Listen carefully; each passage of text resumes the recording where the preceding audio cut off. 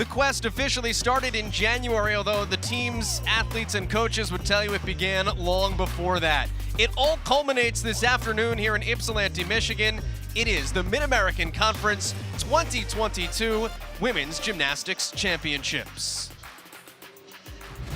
You are watching the Mid-American Conference on ESPN from the George Gervin Game Above Center in Ypsilanti, Michigan. This is Mid-American Conference Maction. Welcome high atop the George Gervin Game Above Center alongside the Region 5 insider Kim Dowis-Brown. My name is Joel Godet, and Kim, what's unique about the sport of gymnastics, you could be fantastic all season long. None of it matters. You've got to be your best today. It absolutely doesn't matter. What happened in regular season doesn't matter today. What matters is what is put out on the floor and who can be the best on this day tonight to decide who will be the MAC champion. Well, that being said, let's talk about who's been really great this season, and we'll start in Olympic order on vault. Suki Pfister for Ball State has the potential to throw down a 10 today. Question is, will she do it? Suki is at her best right now. She is incredible on this event, and if she doesn't walk away with this MAC championship, I will be super surprised. This could also qualify her into the regionals for this event, which could be pretty great for Suki. You're looking at a couple of MAC champions from last season on that list as well. Hannah Demers from Central Michigan was the bars champ. She shared that with Natalie Hamp. What excites you most about that screen? Hannah Demers, for sure. She has been at the top of her game for a few years now. She got the opportunity to qualify to regionals last year and to nationals. And so I'm just really looking forward to seeing her and what she's going to do today. She's #1 coming into this competition, and I just can't wait to see her. How stacked is this league? Sarah Moravansky is the reigning all-around champion. She's not even on that slate. We've got a lot of people to talk about over the course of the next couple of hours. Now, we did say that the regular season doesn't necessarily matter in terms of what you do today, but they do hand out hardware. Kent State, Central Michigan at 5-1 do tie for that head-to-head regular season championship. Absolutely, that was a big one for both those teams. They both tied for regular season champions. They'll get those rings. Super exciting for both teams. But here's how this works. Eastern Michigan is the defending champion. Ball State was picked preseason as the champion. Throw some darts at a wall because we have no idea what's about to happen. That's why this is exciting, and we will start things off with the first of our seven rotations when we come on back to Ypsilanti next. This is the Mid-American Conference Women's Gymnastics 2022 Championship, and it all gets underway next from the Ice Box here in Ypsi. Conference Women's Gymnastics Championships coming in hot to start things off here this afternoon. Ball State's best event is on the vault. The Cardinals are second in the conference. Western Michigan is first in the league on beam. Kent State is first in the league on floor. Bowling Green will open up on bars. You want big numbers to start off your afternoon? Oh my goodness, you're about to get them.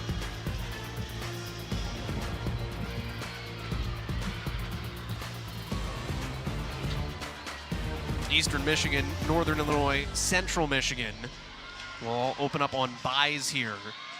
There are 7 rotations. So essentially you've got 2 meets going on, not simultaneously, but if you broke things up, you could have that. You've got to manage how you handle your rest periods today. Absolutely. With these buys, it can be a little difficult to get back into it once you are resting for that long, but teams are used to it. They've done it before, so hopefully it will not give anybody any problems today. That is a tweaked lineup on vault for Ball State. We will not see a lot today out of their sophomore all-arounder, Hannah Ruthberg. She was pulled. Megan Teeter was entered in the 3 spot. It pushed Suki Pfister, who you're looking at, down to 4th, Schweikert 5th, and then Victoria Henry will be in the anchor spot. For Bowling Green, they'll open up on bars. Dalia Sorlazano Caruso opens up in the leadoff spot. Lexi Bornhorn is second. Walbacher will be their anchor today for Bowling Green, ranked 56th in its NQS coming into the afternoon. Western Michigan is opening on balance beam. Peyton Murphy is the person to watch on beam. She comes in ranked 3rd in the Mid-American Conference. Murphy will be in the anchor spot. You saw Gruber as a gymnast to watch pre-match. She will be in the 5th spot, and then they doesn't get much better on floor than Kent State. Guns and Franz are 2 of the top 5 gymnasts on this apparatus in the Mid-American Conference. Olivia Amade has grown leaps and bounds. She'll be in the leadoff spot here for the Golden Flashes in rotation 1. What excites you most about these first 4 rotations? I'm just looking forward to seeing how these teams come out of the gate, how their leadoffs do, how they just handle the pressure of this big meet for today. Joanna Salim's background and strength is in coaching vault. You saw for Ball State there. So this is a really good spot for them to start. Same goes for Western, same goes for Kent. When you're at a championship, like, yes, there's something good to ending on your strength, but oh my goodness, if you can throw down a big number here, kick things off the right way. Yeah, a lot of these teams are definitely starting on events that are huge strengths for them, so they should come out of the gate swinging and put up some big numbers right off the bat. Joanna Salim in her 9th season took over for Natalie Walsh, who's now the head coach at Illinois. As we take a look at the leadoff on beam for Western Michigan, there was Olivia Ostendorf leading off for the Cardinals on vault, but back to beam, this is Danny Petrusik, who has competed all around throughout the course of the season. Sophomore out of Rockford in Illinois.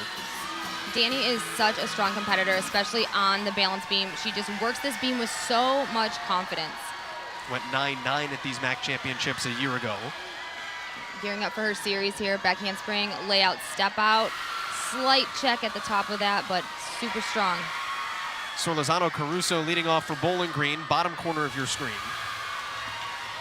Bail handstand right down to the low bar, up back to the high bar. Gonna gear up for that dismount.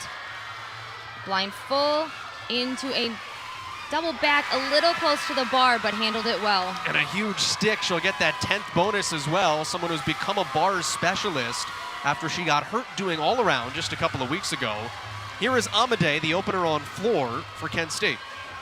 This is a huge floor rotation for Kent State, leading off with Olivia. Junior out of Detroit, Michigan. 9.925 is her best this season. You're supposed to build your scores as you go through a rotation. I don't know what you build off of if you're going to throw up a 9.925 first. That's just how good the Golden Flashes are here. Well, her club mates will end the rotation. So we're seeing this rotation with some Hunts Gymnastics kids at the beginning and at the end. Strong floor team all around, though. This is going to be a huge lineup.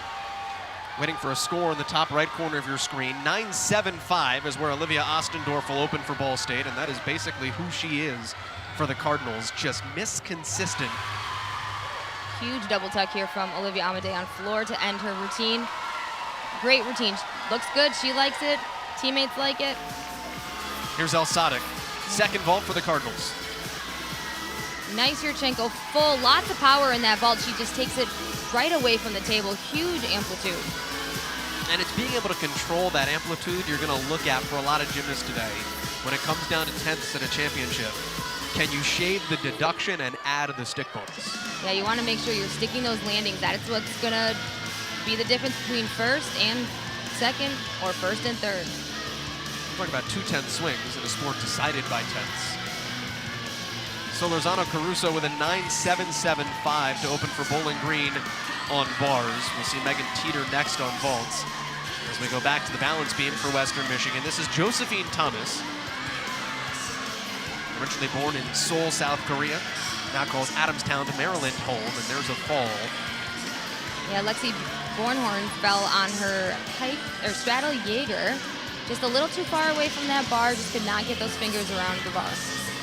That'll be a 5/10 deduction for coming off of the event, and then she'll have 30 seconds to collect herself, get her chalk, talk to her coach before she remounts, and if she goes longer than 30 seconds, she does not get to remount. So, gotta kind of be quick in the chalk bowl. First MAC championships for Lexi, freshman out of Kentucky. She is coming off a season best 9.825, and then you can see some giddy up coming to the end of the clock as Bornhorn remounts. And let's see how she handles the rest of this routine, getting ready to do her transition, bailed onto the low bar. It doesn't look like it's her day right now. This is 6 up, 5 count for the women.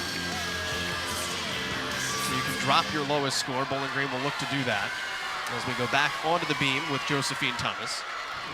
Josephine's getting ready to do her acro tumbling series, back handspring to layout step out. Beautifully solid.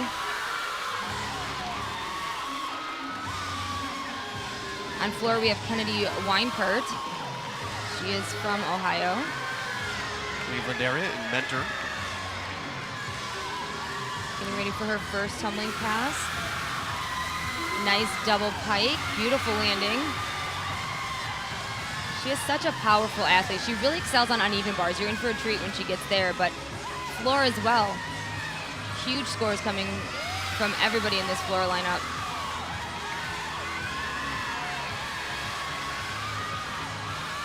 I think that Kent State is the favorite to win the floor title. Like, there's no such thing. They don't give you a trophy for that. But they have the highest score coming in, 49.55. That's less than 5/10 deduction as a team this season for Kent State in any one given meet. They go 9-9 like it's their job. Every week there's at least 3, 4, 5 9-9s, 9-9 plus. You can definitely tell they work super hard on these routines, perfecting them. They actually kind of help each other choreograph them a little bit, their coach was telling us. So it's a lot of personalization and a lot of team. For better or worse, sometimes you have to control those Absolutely. meetings of the minds. Nice double tuck to finish from Kennedy. That should be a great score. It's the 5th best floor team in Kent State school history. That's what we talked about, finding good footing to start yourself off here at the MAC Championships. And here is Suki Pfister. She is capable of a 10 with this vault. It starts from a 10. She is the best in the MAC this year with an average of 9.895, has gone 9.95. And this vault is huge. Handspring, front, pike with a half. Just a small shuffle back on that landing, but that is going to bring in a huge score. And likely your favorite to win the vault title coming in. We talked about those little steps and how much tenths mean.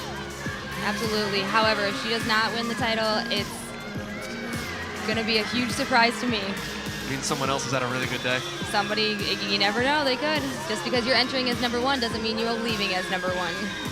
Bornhorn with an 8-3 on bars. So that will look to be the droppable score with Mendez Obolnik hopping up, bottom left of your screen. Western Michigan will send up Riley Gallmeyer, top right on beam.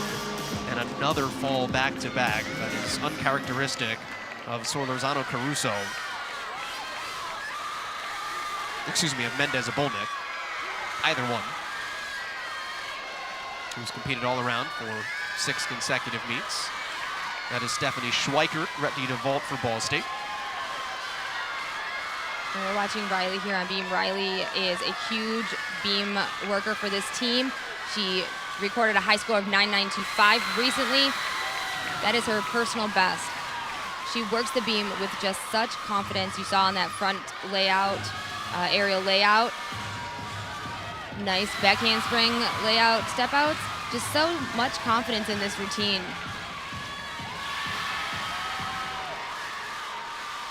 A split jump, split quarter. It's Grace Wary now, who started on floor.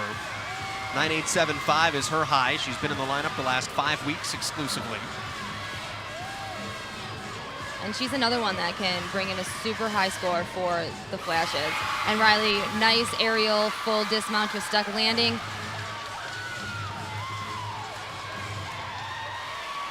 We said that Kent State has 2 of the top 5 gymnasts on floor. They have 5 of the top 10.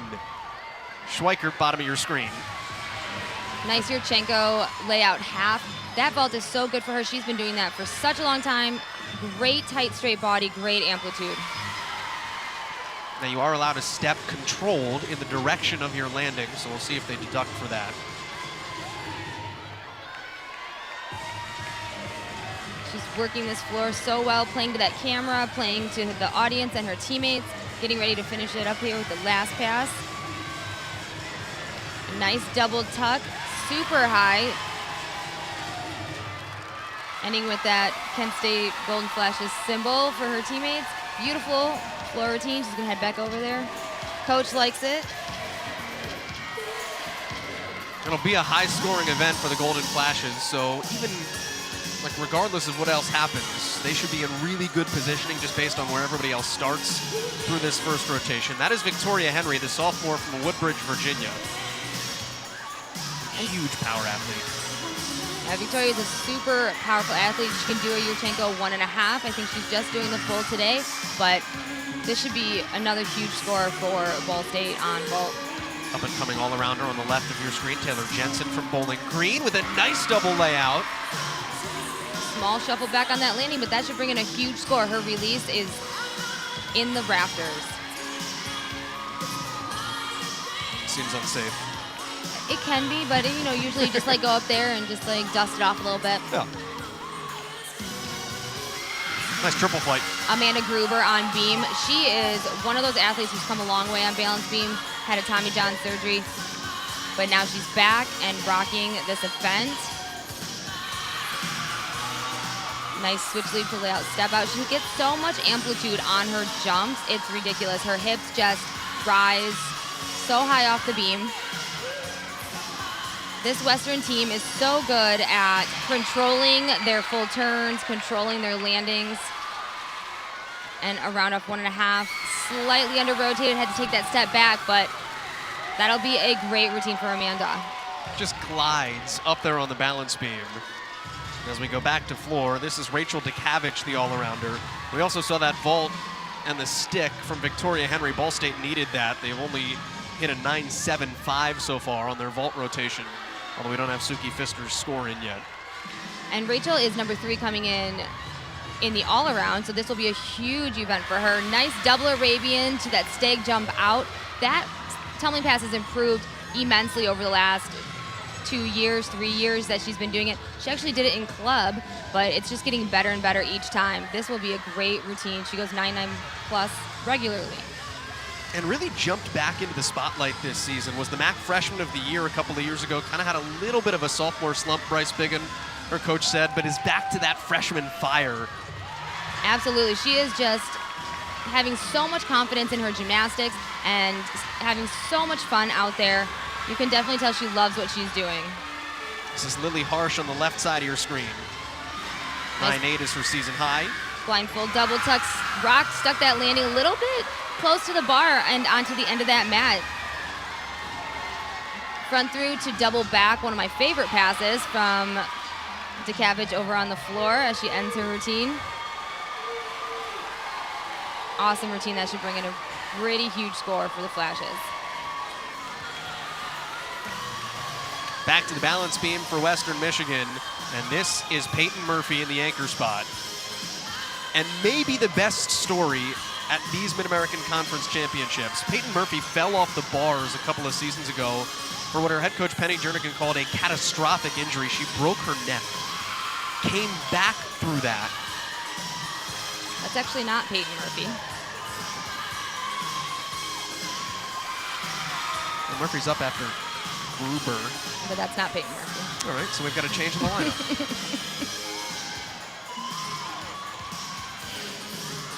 We'll get back to Peyton Murphy. We will. We'll get there.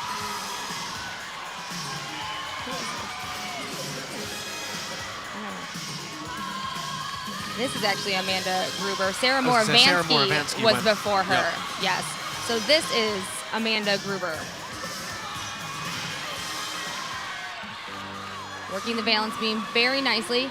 As I mentioned before, she has super huge jumps, nice amplitude. Round off 1.5, stuck landing, beautiful.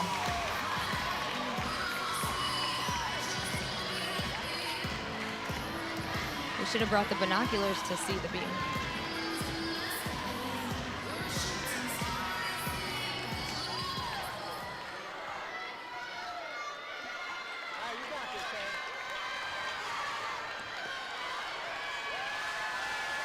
So we have Peyton Murphy. She'll be coming up on beam, and then Alyssa Guns, the standout freshman on floor for Kent State.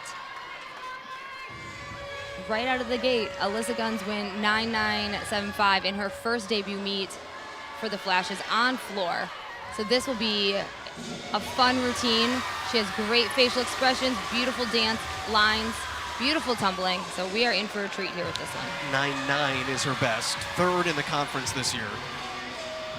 Oh, kind of got a little off on that.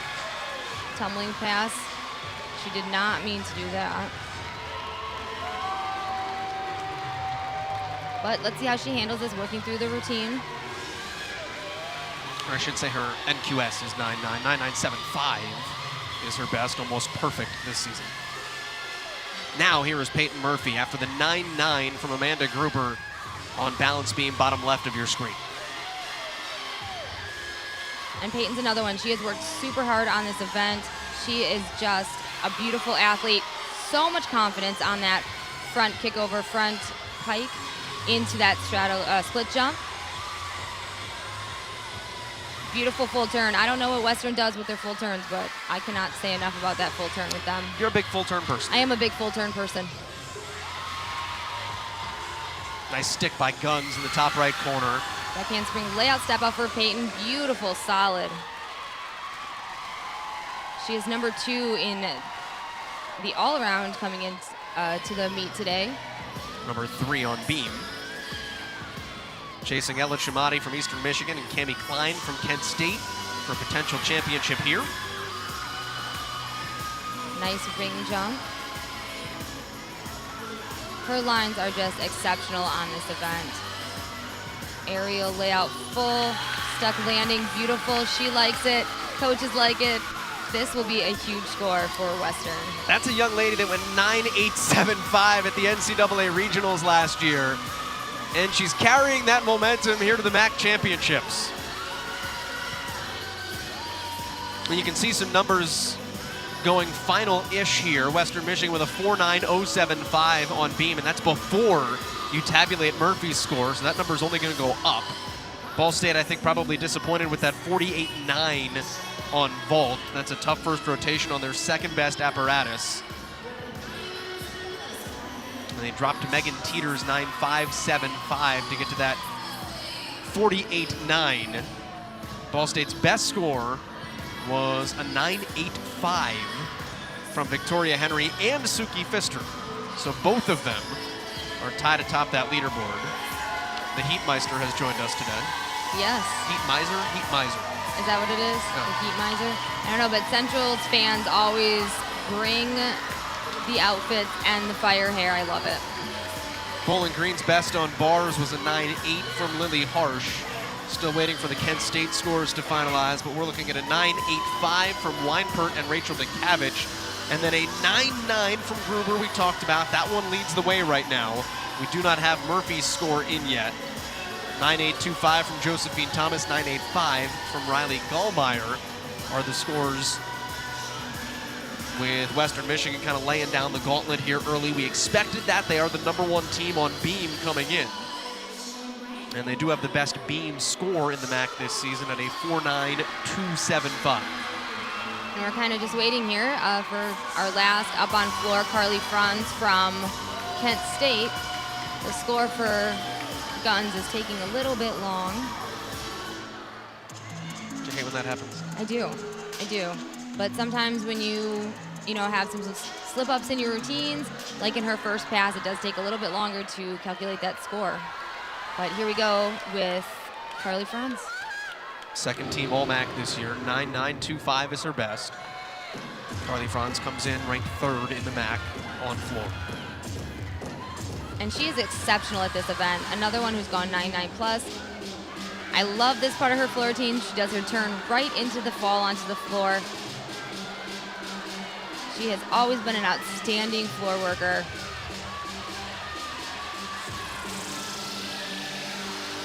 Gearing up for that opening pass. Rudy to lay out, step out. She gets so much height on that. It's just so gorgeous. And now we're really going to see her personality shine with the dance section of this routine. And she is the only one going. No other events are going right now, so all eyes are on Carly at this moment. Nice switch half to wolf full. Right down to the floor. Love that. A really big number could get Kent State over the hump for a 4.9 here in this rotation.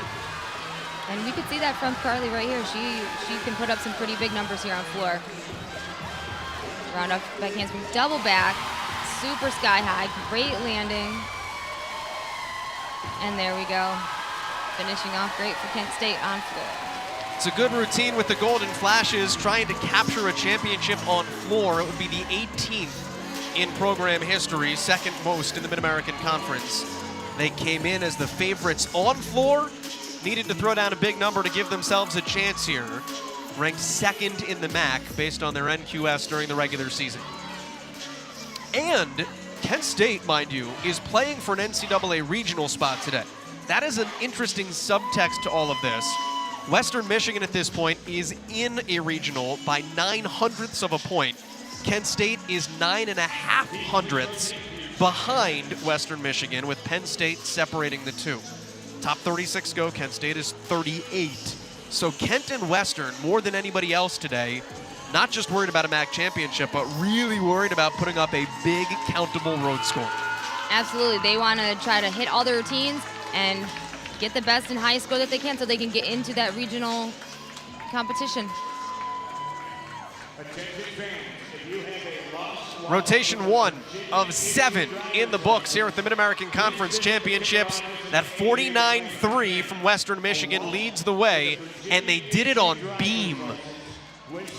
Yes, they did. Second Incredible. rotation is coming up from Ypsilanti next.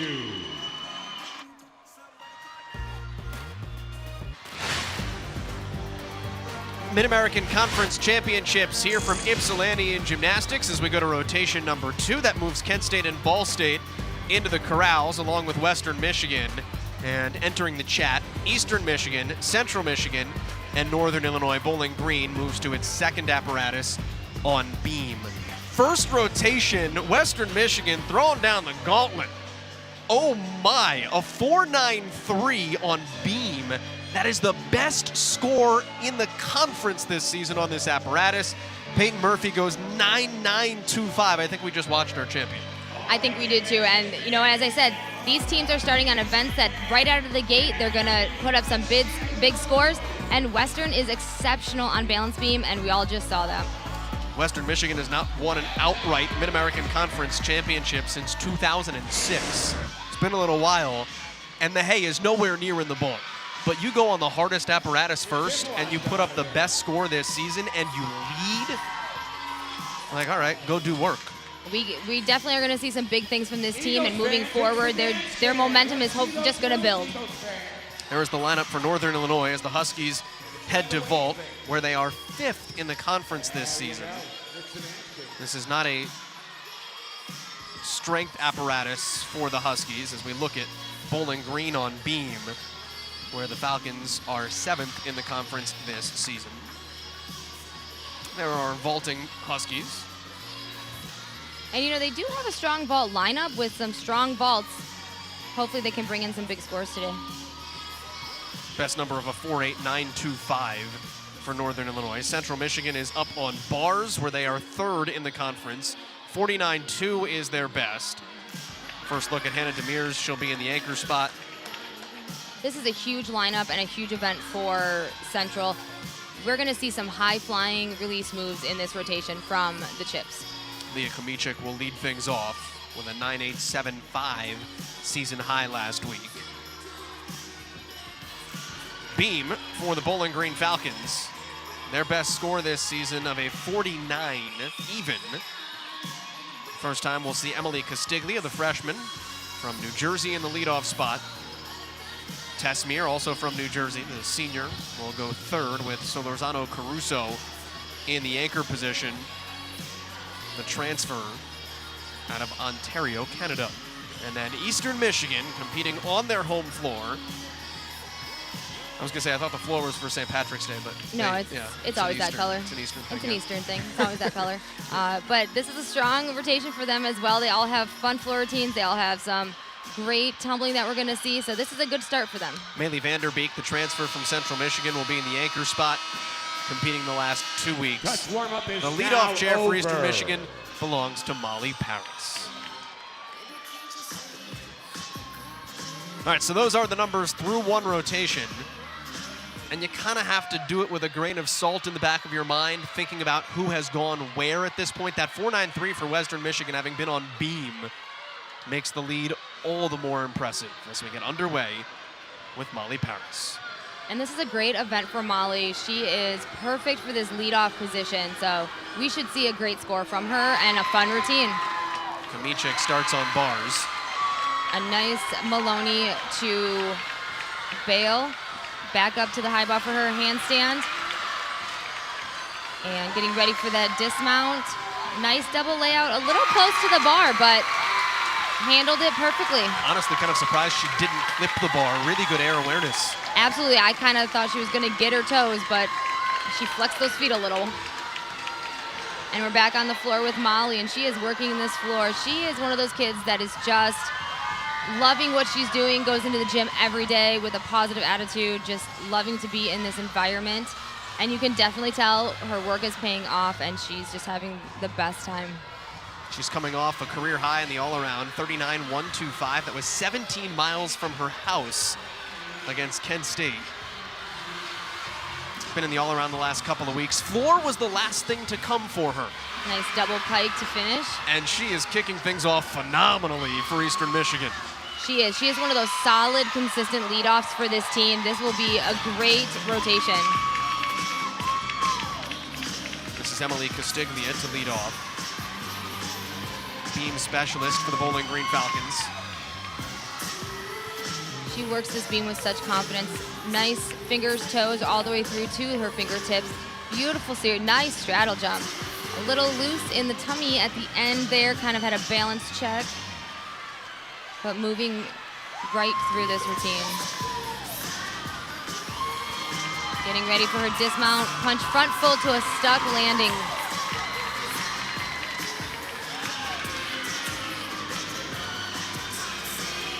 Kamichik with a 9.875 on bars, and Savannah Costas is next. Huge ray to bail. She just soars above that bar. Costas is from Augusta, Georgia. Michigan, though, is her second home. Her parents and her brother are all CMU grads. Nice blindfold right on top of the bar to that double tuck. It seems like a lot of people are pulling into the bar today, getting a little too close for comfort. Sierra Ryan is up on vault for NIU. She will do an interesting vault. She's going to do a Yurchenko with a full twist on and a back pike off. One of those different vaults we will see today. Junior out of Crystal Lake, Illinois. She follows Morgan Hooper in the leadoff spot. She's an event specialist. This is the first and only time she'll compete here at the championships. So we get a look at Raisa Boris on floor in the second spot for Eastern Michigan.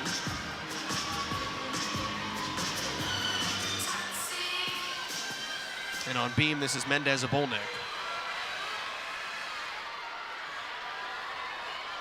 And Boris is getting set for her floor routine. A little bit simplified. Make sure you hit is what Katie Minnesota told us. She can be great here. And you see that vault from Ryan and your screen, kind of a leg separated on that landing, but she stuck the landing, so should bring in a pretty good score. I was going to say, hit the table a little wonky, chest was down, but saved it with the stick. Yeah, feet a little bit apart. And that was a nice double pike from Boris on floor.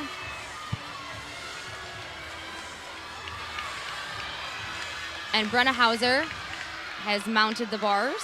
Nice half to a huge figure. Bailed handstand down to the low bar.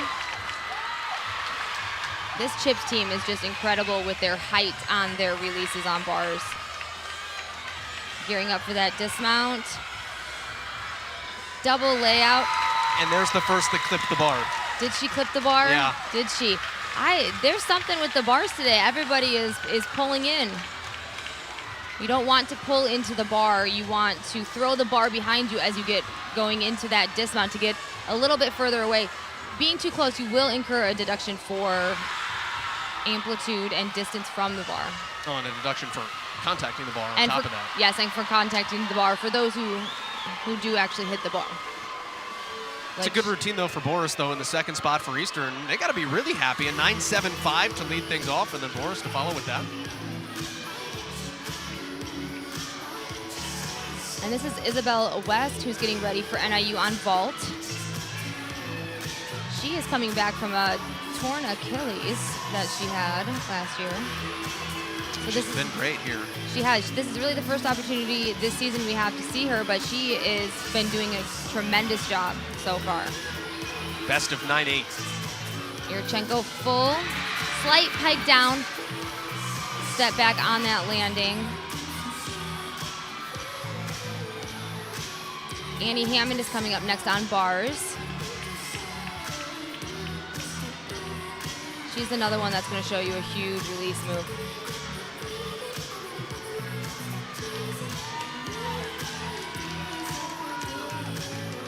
And Bowling Green over on balance beam. Annie is going to mount the bar. And here we go. You'll see a huge Tkachev right here on the high bar. Line full and huge. I remember when she was first working on that as a club athlete, it has gotten so good, so consistent. She's from Waters Edge Gymnastics here in Michigan, up in northern Michigan. And Just the dismount and another really close one. huge full in though. She was a little farther than everybody else. Chest kind of down on the landing, but still huge above the bar. Is there a reason?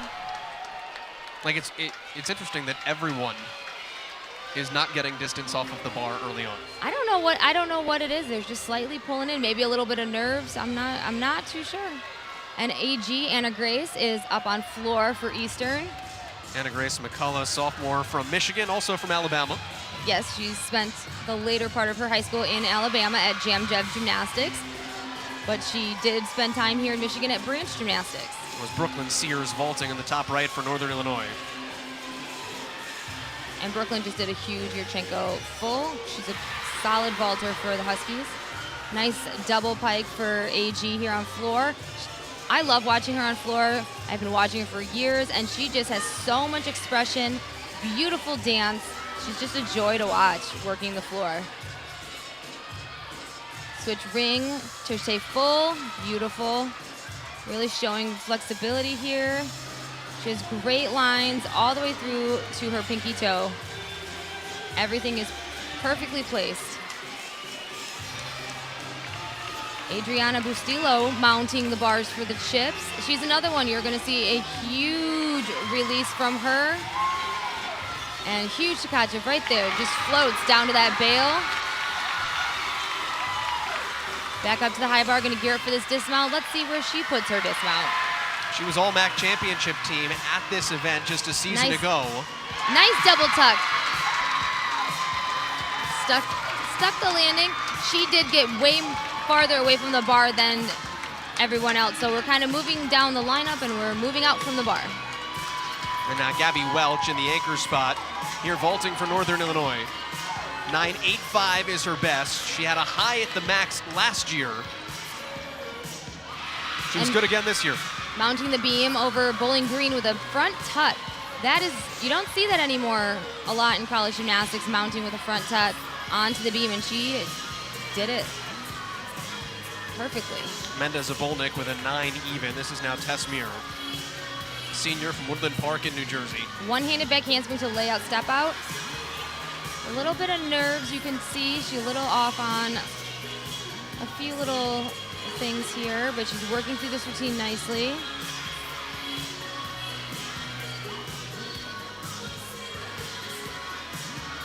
Looking calm and collected now. Cat leap into a switch side with a quarter is what it looks like. That was very odd.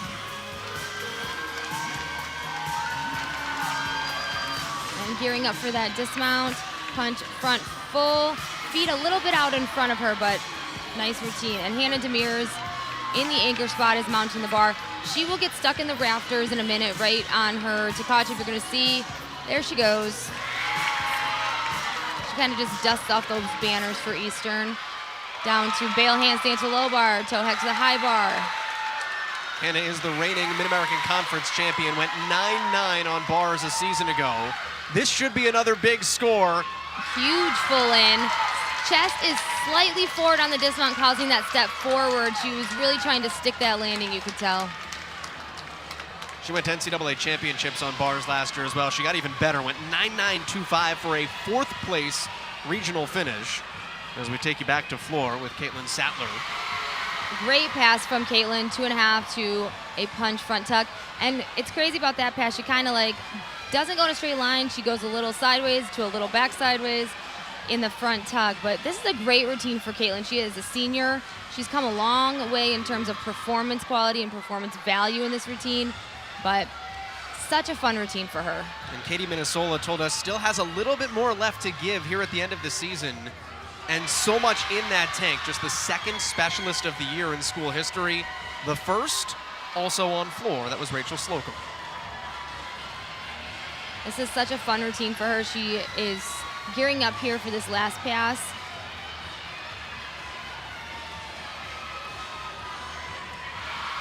Front handspring to a double front full. Kept it in bounds. She did not go out of bounds. She almost did, but she turned it right around and brought it back. And kind of played it off, like skidded into it and had this look on her face like, yeah, I just caught that. We're good. Just part of the routine. Just part of the routine.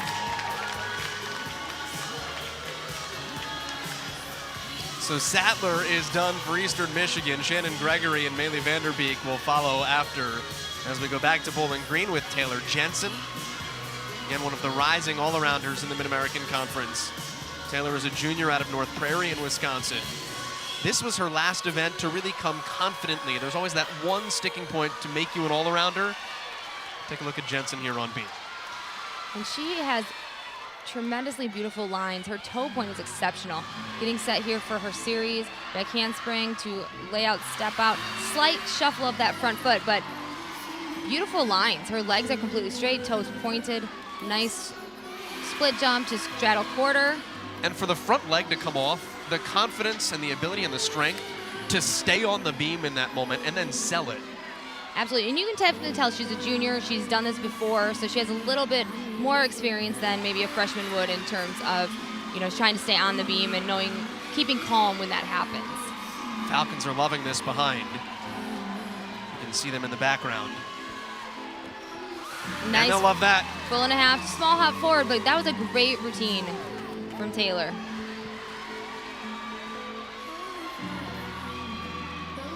And now Shannon Gregory in the 5th spot for Eastern Michigan on floor. Her scores have gone up each of the last 4 meets on floor. And this should be a fun routine from Shannon. She is great at this event. Her season best is a 9.9. Getting ready for this first tumbling pass. Double pike, nice landing. This is a sassy routine we have from Shannon.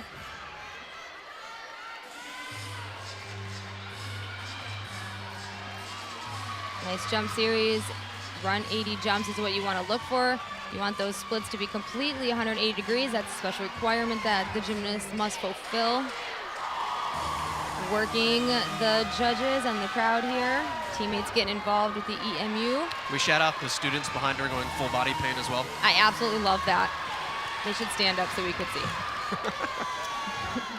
Round off 1.5 to a punch front. I feel like that's supposed to be a layout that she had to tuck her legs on, but handled it well. Some fun floor work. I always like to see how they get to the next corner. It's always interesting to see what kind of fun combinations they can put together. Catherine Walbacher is up on beam for Bowling Green. Freshman out of Houston, Texas. And she's another one that has beautiful lines on beam. She seems a little bit taller than the rest, so skills will look just that much bigger. Nice back handspring layout step out. Strong there. Another athlete with exceptional lines and toe point. Beautiful switch leap to switch split. Like you talked about on floor, you're looking for that 180 degrees on these jumps. And we're looking for that on balance beam as well. And anything over 180 degrees is just a bonus. It's just showing off. Just showing off.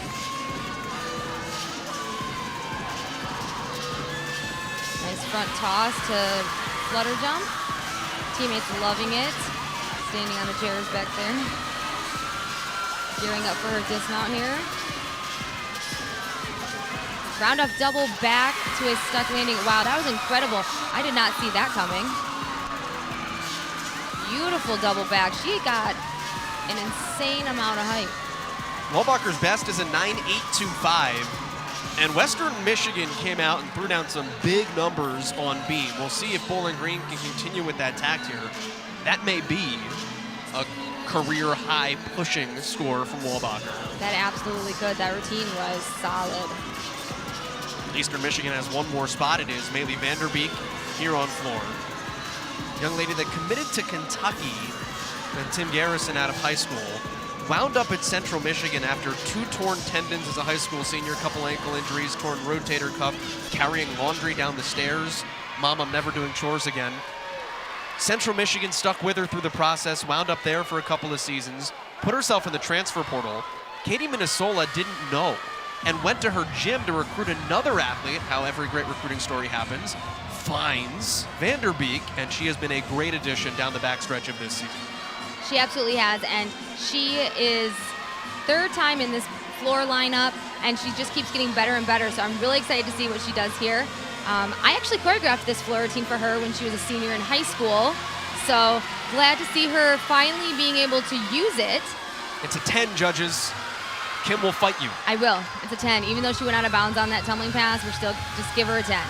Don't pay attention to that. The start value is 10.1. Exactly. A lot of power on that first tumbling pass, though. Took that layout step out right out of bounds, but I'm just glad that she's in the floor lineup and having a great end to this season. Maylee is the teammate of all teammates. She is the loudest always and the one that you will hear cheering for everyone everywhere. So the personality she shows on this floor is the personality she shows everywhere. Gearing up for this last tumbling pass, front through to 1.5. Oh, kind of under-rotated, fell on that. She made her first actual full floor routine in competition last weekend, so just got a little more to go, but she will get there, and looking for some good stuff coming up from her next year. This is Solorzano Caruso, who's popped up on beam in the anchor spot for Bowling Green. Yep, and she is going to do side summy to full off, tuck full off the side of the beam. That, I've been waiting for that. I saw that in warm-ups, and I am so glad that we got to see it here in the lineup. Great end to their beam lineup. That is such a difficult dismount, especially to connect into that side summy to get your feet exactly right. Northern Illinois, they had the easy job here on rotation too. You get your vaults in and then you watch everyone. Absolutely. But they're gearing up for one of their stronger events coming up here on Uneven Bars.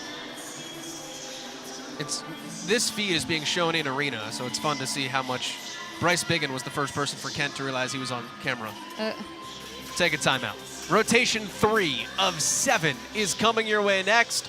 Bowling Green leads, having competed on 2 rotations, but Western Michigan has thrown down the gauntlet with their 49-3 on balance beam so far. Everyone has competed at least 1 rotation, with the MAC championship at stake in Ypsi.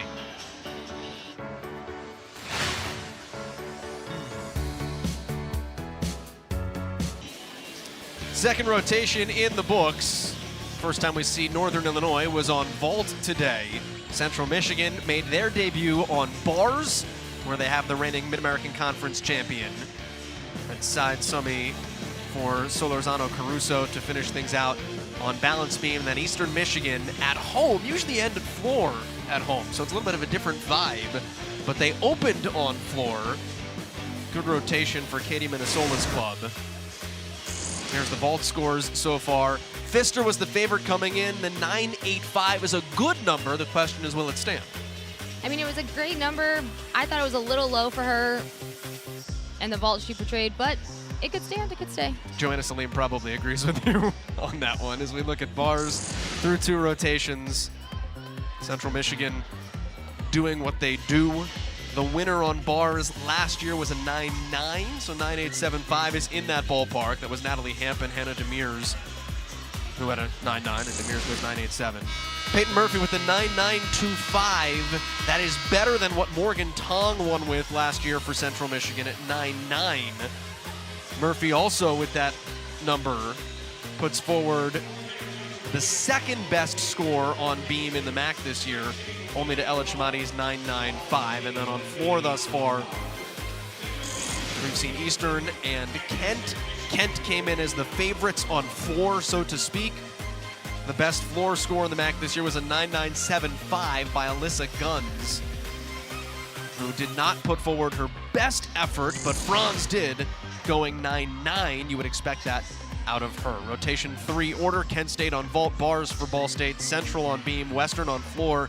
And we said in the break, Kim, this is an interesting rotation because statistically, by rankings in the MAC, these are all the worst apparatus for each of these 4 teams. But why that's important is if you're trying to win a MAC championship, raise your floor, right? If you go out and control, like you crush your bests, and then on the thing that is your weakest event, and you know, define weakest however you want, you know, it could be, you could still be really good at it, but if you can be your best in that area, boy, you become very hard to beat. That's why this rotation is really good. And some of these events are the weakest for these teams, but they are still pretty strong, right, and they can still put up some great scores. Kent State on vaults. See Guns in the anchor spot, Rachel DeCavich. An all-arounder will be in the 5th spot. Kent State is the 4th team in the Mid-American Conference on vault rankings-wise. Central Michigan is number 1. Ball State on the bars, they ranked 6th in the conference, following their 2nd ranking on vault. That's the rotation they opened with. Sandra El Sadek will be in the leadoff spot. Megan Teeter, who's warming up right now, might have the hardest routine in the MAC difficulty-wise. It's just jam-packed with bonus. She'll be in the 5th spot before Victoria Henry. Boy, if she can stick the dismount like that, she'll be all right. Absolutely. Beam for Central Michigan, where they rank 3rd in the conference. There is Morgan Tong in the anchor spot, number 6, not warming up, but on the graphic, the reigning Mid-American Conference champion. And this is a good lineup for CMU. Definitely strong all the way through. And then our final apparatus is Western Michigan on floor, where the Broncos rank 4th in the Mid-American Conference. Moravansky is the all-around champion in the leadoff spot. And the first time we'll see a handful of names here for Western Michigan. They are a good collection of individuals throughout their lineup with a mix of all-arounders. Like Penny Jernigan's had a lot of people to play with this season. We'll see Cassie St. Clair, DK Roy, the freshman from Rock Hill, South Carolina, making their presence felt here on the floor lineup. Kent State Golden Flashes came in ranked 2nd. They are on the just outsides looking in for a regional spot. Those are painful hundredths. If you go near anybody on Ball State's roster and mention 400ths, they'll start tweaking. Like that is how much they missed a regional by last year. And if you're Kent State, I'm sure those gymnasts are aware of what they need to accomplish today to try to get themselves into the field of 36. Same goes for Western right now, clinging to that 36th and final spot. They absolutely are aware, and they just know that they have to hit those handstands, they have to hit those landings. That is what's important, and that is what is going to push you to the next meet or to the championship, is those little fine, small details that we got to hit. It's sticks, it's full turns, it's handstands. Absolutely. 180 degrees on your jumps. It's staying in bounds on the floor. You have 2 more seconds left in the touch period here. And ready to get underway in rotation 3. Touch warm-up is now over. All of these teams are coming off of a bye with the exception of Central Michigan, and that's one of the unique things to the conference championship is how do you handle that downtime? You just got to stay loose, go into the back, and keep jumping around, moving around, and be ready. Katie Kowalski leads off here on balance beam for Central Michigan.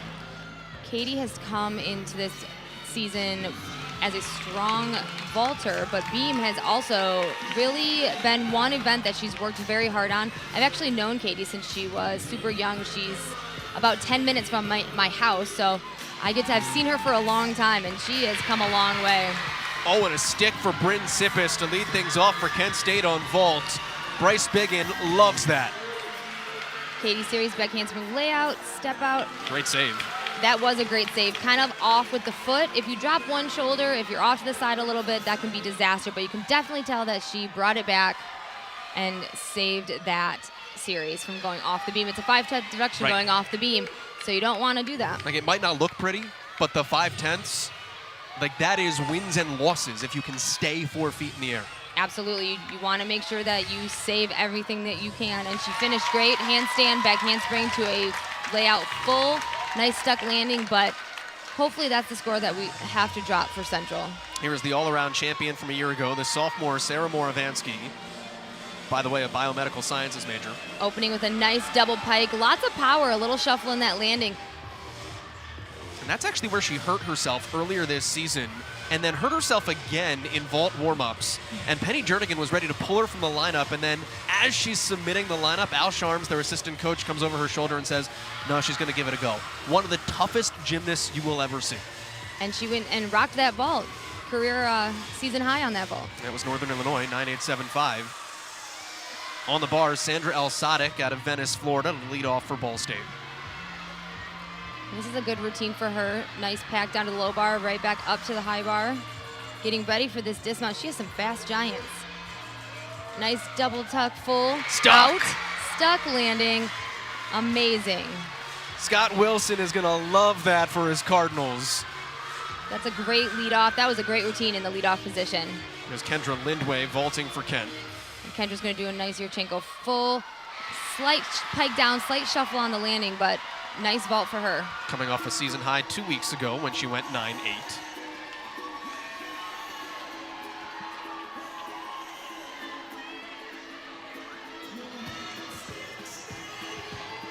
Quinn Skrupa next up for the Chippewas.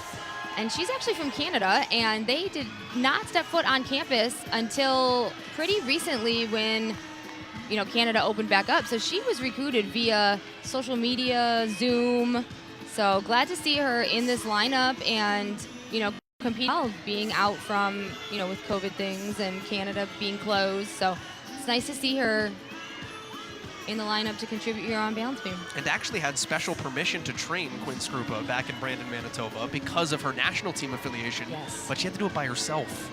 And that can be sometimes so hard just to be in there by yourself. Olivia Amade getting ready for vault here at the end of the runway. Olivia's going to do a Yurchenko full, which she does beautifully. 9.825 is her best. This is Marissa Nychak, a one-time all-arounder for the Cardinals on uneven bars. And the biggest thing for her, just injury limited. Don't overthink your one routine. Just go out and crush this and don't try to do all 4 routines you used to do at once. Absolutely. You want to make sure that you are limiting yourself if you need to. And she is a strong bar worker getting ready for this dismount. MAC champion on vaults. Nice double tuck full out. Small step on the landing backwards. Nice vault from Olivia Amade. Yurchenko full. And Quinn is working nicely on balance beam, back handspring, layout step out, slight balance check at the end. Gearing up for her wolf turn here on beam. This turn is incredibly hard. If you're not in the right place, you can definitely come off the beam, down beautifully to that middle split. Danny Petrosic up on floor here next. 9.725 for Moravanski in the leadoff spot to set the stage for Petrosic. And she is a huge tumbler. Her double tuck so high, Al likes it. She is just a consistent, calm, cool competitor. She has been a joy to watch in college. She was a level 10 for a long time. Lots of JO national meets that she's gone to. So her being in college now seems like it took forever for her to get here. In the meantime, Skrupa just stuck that dismount, and Central Michigan's loving that. Chippewas are cooking. Chasing that 9.6475, a 2 apparatus score by Bowling Green. And we have Grace Sumner up on bars here. She is a late add for Hannah Ruthberg, who the Cardinals, it looks like, are going to be without on everything except for beam today. Usually an all-around competitor, but as Joanna Salim told us, never goes anything less than 100%, and that's taken its toll on some landings throughout the last couple of weeks. And Grace is a beautiful athlete to watch. Great lines, nice blindfold to double tuck, small hop back, but she's lovely to watch on uneven bars. Just her lines, her toe point. Danny finishing up on floor here. She ends with a double pike right into that ending. Beautiful. Was just shy last year as a freshman, of a 39, competing all around at the NCAA championships. Adriana Bustillo here for Central Michigan. I absolutely love to watch her on balance beam. She has one of the best college salutes ever. Just bends her back all the way back, puts her head on her butt when she dismounts. She's been doing it since club. Absolutely, she is one fun competitor to watch as well. A little taller. I love the tall athletes. They just have a different sort of gymnastics, beautiful lines. And her height is in her legs, Yes, it is. so it accentuates the lines even more, but you also have to be more on your P's and Q's, because if you miss, it's going to show it. Absolutely. She was 9.875 at these MAC championships for a career high last year. Beautiful toe point, showing her flexibility, showing a little personality there. Rachel Dukavich getting ready for vault from Kent State. She will show Yurchenko full. Beautiful. A little pike down, but she had some great height away from that table. Nice distance. Bustillo, back handspring, layout, step out, solid. Teammates loving it.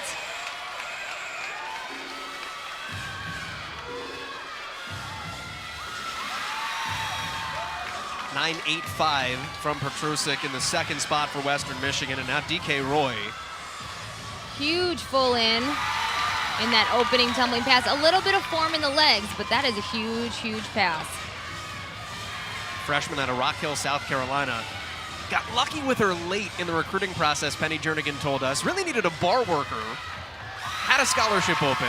They got her, and not only has she become a bar mainstay, but she's doing all around with a 38.55 as her best. Absolutely, and I love when that happens. You know, you get recruited for one thing and then break into those other lineups from hard work.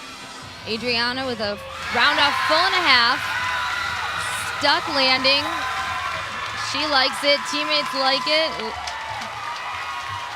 Did you like the salute or the celebration better? I like both of them.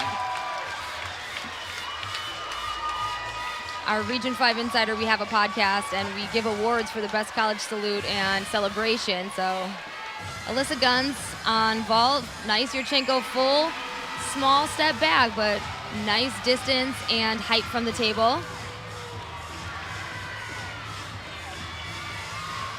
DK getting ready for that last pass. Front through to double pike. Incredible steps out slightly out of bounds with the back foot. Oh, and that never happens on the left side of your screen. Grace Evans is the absolute queen of consistency. Just fell out of a handstand for the Cardinals, and that is not a score they wanted to drop. And that was her second fall. She fell on her pike Jaeger as well.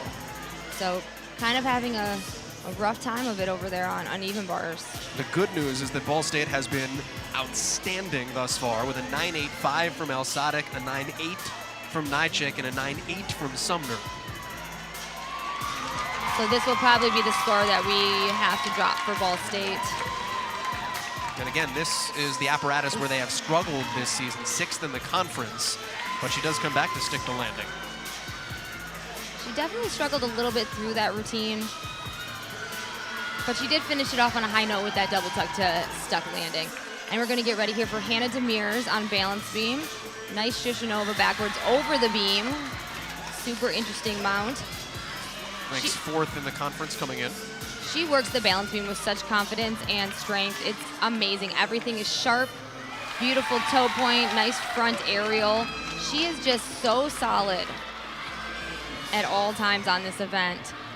Back handspring, layout, step out. Hannah's the reigning MAC champion on bars. We've already seen her there today, went 9.875. Small check on that switch split. But beautiful jump series following, split jump to straddle quarter. First time we see Cassie St. Clair on floor for Western Michigan. And Cassie's routine is so much fun. She puts so much personality into this routine. 1.5 to front layout.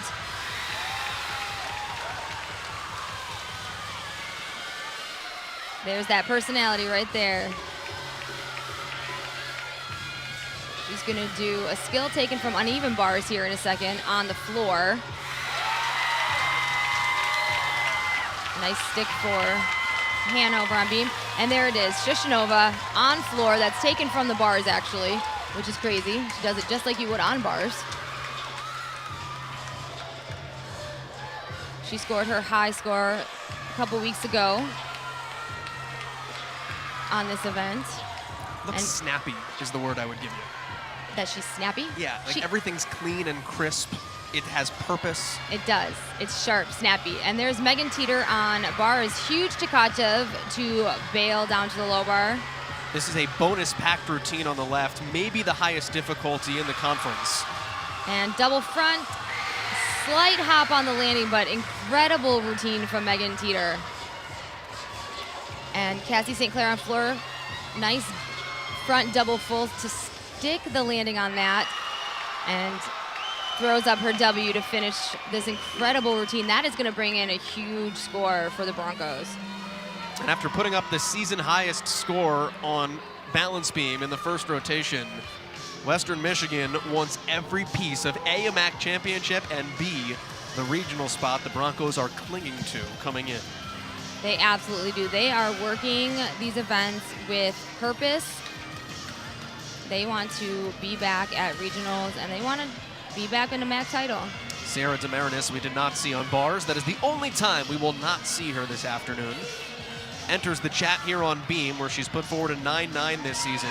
She is terrified of working bars. So it's the one thing she doesn't do, but everything else is all around quality. And I love unique mounts. That's how we start. That's a great mount for Sierra, and she is exceptional on this event. Nice front aerial to a flutter jump. She works this event with confidence. And I mean, if I didn't have to do uneven bars, I would work balance beam with confidence as well. Victoria Henry on the left for Ball State. Nice Maloney up to the high bar, packed back down to the low bar. And Sierra with a nice backhand swing layout step out over on the balance beam. Double front. That'll be a 310. Those are hard. Those dismounts are hard. They're blind landing, so you can't see the floor. So sometimes if your feet just get too far behind you, you're going forward. And all of the chips have a fire up chip sign in their floor and beam routines, which is always fun. Nice round off 1.5. Stuck landing, beautiful. And we're going to the floor with Peyton Murphy. She's gonna go front through to round off double back so high.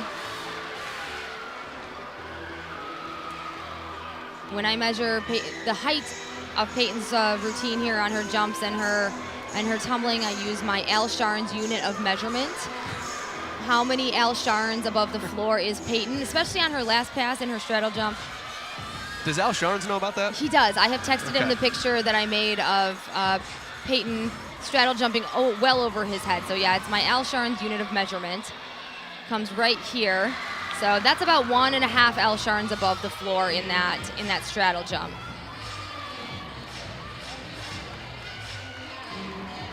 Peyton is amazing at this event. She loves floor. She loves to work the floor. So much personality coming out of her in this event. She's coming off a huge week. She fell 3 times on bars last week, had a 7, got back in the gym, and Penny Jernigan told us in training during the week, went up there and went 10 on floor, 9.95 on beam, 9.9 on bars, and then comes out Solid and double just pike. nails it at the Yes. MAC championships. This is a huge routine, and she is second coming into this meet. She definitely could be your MAC champion. That's how you do gymnastics. You don't let a fall the week before impact you. You put it in the back of your mind, and you crush the moment. Absolutely, and Peyton's a gamer, and she will show up and just be amazing when it counts, and she definitely is doing that here today. This could be your champion right here. Morgan Tong is your defending champ, 9.9 a season ago. 9.85 is what she's done best this year. She needs a 9.925 to catch Peyton Murphy. And that was an incredible triple series. Front aerial to back handspring layout step out. Incredibly. Also mounted the beam with a press to handstand mount. That is so hard to be able to control your body, to press all the way to handstand. Especially once you get to college, your body changes and gets different, and it's hard sometimes to press to handstand, but she is tremendous on this event. getting ready for her dismount. Side aerial to full huge. duck landing. Wow. Central is on fire. And we are sitting right behind the Central parents who are going crazy for this routine right now. So they're just on fire. Fire up chips. Murphy went 9.925. Is that better? That's amazing. That's it. I don't know. It's gonna come down to both routines were equally amazing. We've got a title fight as we take you back to floor. This is Carissa Ludwig for the Broncos. Nice front through to double back. Beautiful jump series. She gets so much height on her tumbling and her jumps. And she's torn her Achilles in a season ago, and so she has come back looking incredible, enjoying the last of her gymnastics here with the Broncos. I love this skill right here, that back extension roll down to her stomach. So fun, different. Carissa could quit and walk off the floor right now, and Western Michigan would have a 49-2 on floor. But she's not going to. No, but that's how good this rotation has been. This rotation is amazing. They are so good that this is just kind of like a bonus routine. They're going to drop a 9.725. And it's a 9.9 for Tong, by the way, over there on beam. That is an incredible score. What a rotation for Central. They just nailed it. That means Central will drop a 9.475 from Kowalski. I'm bad at math. They may catch Western Michigan for that 49.3 for best beam routine. If nothing else, they make things very interesting at the top of the leaderboard. Absolutely, and I'm equally as bad at math, so we're gonna have to wait for that to come up for both of us then.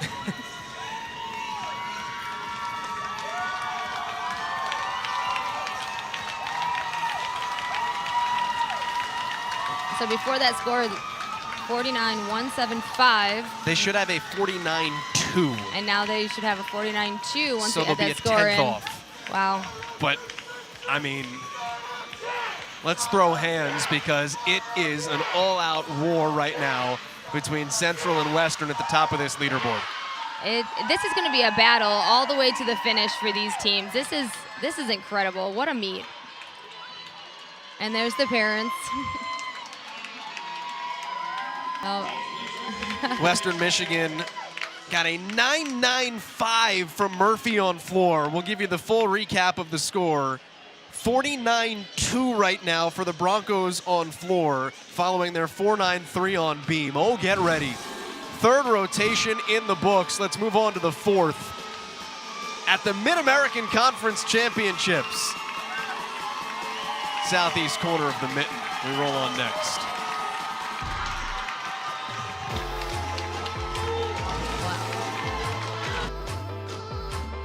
Third rotation, we said this was an interesting rotation because all these teams were statistically taking on their weakest event. And oh my goodness, if that's the case, we got some teams in trouble because Central Michigan and Western Michigan are on absolute fire. They absolutely are. Both rotations for both teams were incredible. So much for weakest event, as you said. These are some of their strongest events. I am speechless, and that does not happen. Central Michigan went 49.2 on beam. Western Michigan went 49.325 on bars. Sissy for Northern Illinois pushes toward the top after the vault rotation, but it is still Pfister and Henry tying as teammates for the crown at 9.85. The bar scores, it is all Central Michigan, although Sandra El-Sadek, you saw the emotion on her face after going 9.85, is just off, well, she's just on the podium. She'll tie for third unless we see some push from the next couple of rotations. On the beam, Peyton Murphy will win herself some hardware today. 9.925. Then Gruber and Tong with the 9.9. You thought maybe Tong should have been better than that. I did. I thought the score would have been a little higher than the 9.9, but still solid performance. I mean, 9.9 is an awesome score, but I definitely thought it would have been a little bit higher. But it's what won her the MAC championship last year. And then I said Murphy's going to win some hardware because she goes 9.95 on floor. Now somebody could beat that, but they haven't so far. And there's a pretty large gap between her and Carly Franz. Yeah, absolutely. And Peyton is just an incredible talent, and her taking home a bunch of hardware, I feel like that is definitely going to happen this weekend.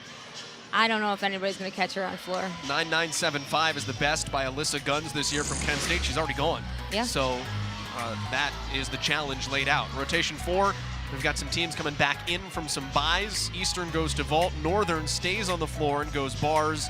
Ball State stays on the floor and goes beam. Bowling Green returns from a respite, moving to the floor. Eastern Michigan with this vault lineup. Led off by Boris. We'll see Ella Chamati in the second spot. Callie Harden is the anchor. We will see the veteran for the first time today. This is an incredible lineup for the Eagles, and we will definitely see some great scores and hopefully some great sticks, especially from Callie. She's been working on sticking this vault of hers that she's been doing for her entire life. Sam Moriali puts Alyssa Alshari in the lineup for the first time in the leadoff spot on bars.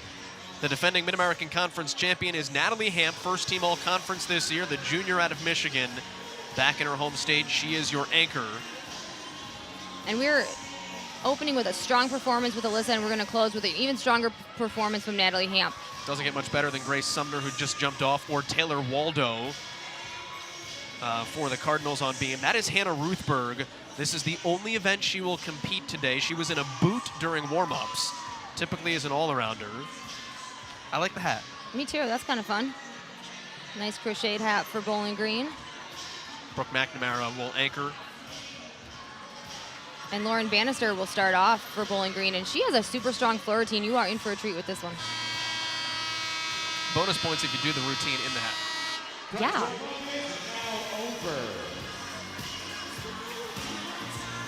And starting off on vault is Raisa Boris.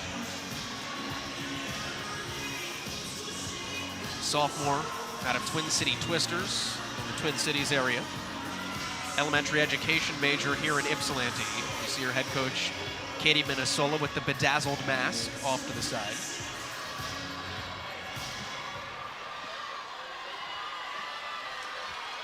Deep breath for the Cardinals in white as they go to beam. Here is Boris. And she'll open with a Yurchenko tuck full. A little shuffly on that landing, but solid start. And Trying to sell it. This is Lauren Bannister on floor. She's from Champion Gymnastics in Kentucky. She is incredibly strong on floor.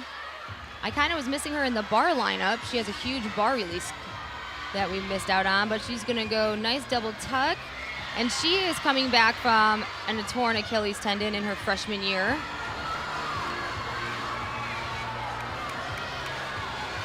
Switch side to Copa.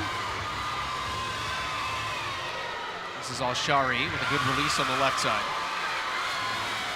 And Lauren with full twisting Shushinova down to the floor. Alshari is a huge bar worker for this team. She was a former elite. She has some great uneven bar skills, but she's going to gear up for this nice full double layout dismount, completely straight to a stuck landing. Beautiful way to start for the Huskies on bars. 9.825 is her season best. That's gone. Blew that out of the water. Absolutely. That is going to be a huge score. Ostendorf, also out of Twin City Twisters, by the way, leading off for the Cardinals here on balance beam. She is just misconsistent. Everything she does is between a 9.7 or a 9.8. There are no real big highs, but there are also no big lows, and that is such an important thing to have because you know what you're getting and what you can build off of. Ella Chamati with a Yurchenko full on vault for Eastern. Slight pike down, a little hop back on that landing, but a solid start for Ella. Ostendorf with the dismount here. Nice round off full and a half, stuck landing. That was a beautiful routine. She actually used to have a beam in her backyard. That's fantastic. I said, what happens if you fall off of it? She goes, you hit the ground. Well, yeah, it's kind of hard. That's fantastic. I think that's great. I had a beam in my basement for a long time as well, but there's rafters, so I think everybody should have balance beams in their basements and in their backyards.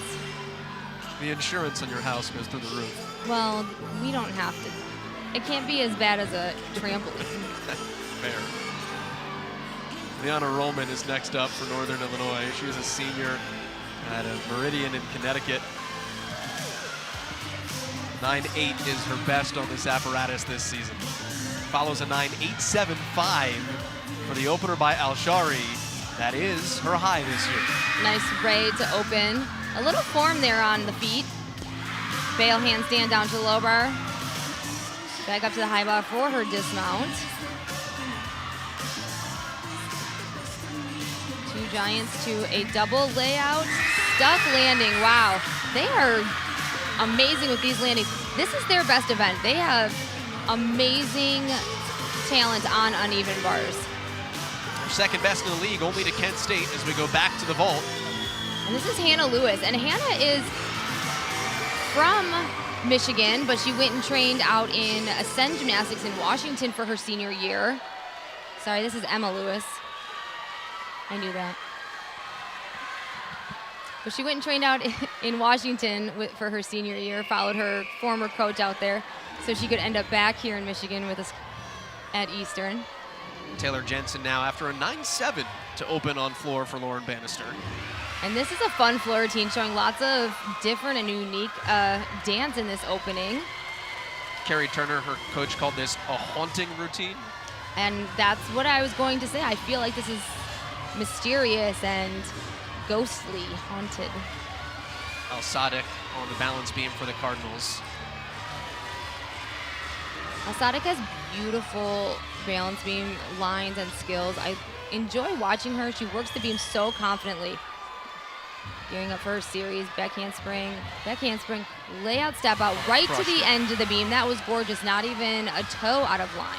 That is new for her this season, just to take some elements out of her routine and cut down its length. And Sandra has done such a great job as her career has progressed. Side aerial to full, beautiful stuck landing. That routine went very quick. That is after a 9.85 on bars. Al-Sadiq throwing it down. The same goes for Northern Illinois. They are just rolling through their bars lineup. They just keep getting better and better as the lineup progresses. And I know we're going to see some huge scores out of NIU on bars. AG on vault here. Nice Yurchenko full. Slightly piked down, but beautiful height from the table. That'll be a great one for her. 9.8 is her best. That was last week. Feeling the vibe at the right time.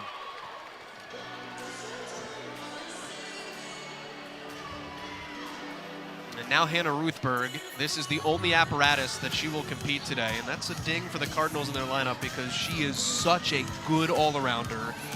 But just taking some beatings physically over the last couple of weeks because she goes so hard.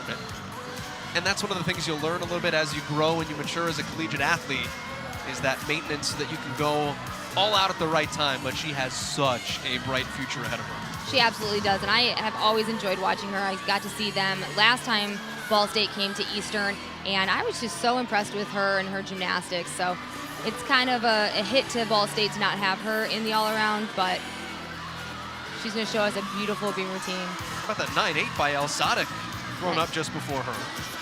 That's a season high. And a nice Shishinova over the beam. Scrambled some eggs to catch on that bar release. Yeah, she's a little loose here on uneven bars, but gearing up to finish with a another stuck. Tuck full. She's stuck, but Slight step, maybe. She was a little close to the bar though. Like they stepped in glue before Northern Illinois hopped up there. I think they did. Sticky chalk, sticky feet. Oh, and Molly, nice Yurchenko full, nice from the table, but just did not have the legs on the landing. There's Molly Paris. This is Taylor Waldo, top right corner of your, excuse me. Yeah. Oh, it's still Ruthberg. Yep, nice aerial full to a stuck landing. Great routine. If you're going to compete one event, might as well make it a huge score, a huge routine. And she knows it, heading back to the bench. Bowling Green over here on floor. Moving nicely through this routine. She's another one with nice long lines. This is Lily Hirsch. Nice front through to front full to a front pike. That's a fun skill. Great routine. Moving through here a little bit, getting ready for that last tumbling pass.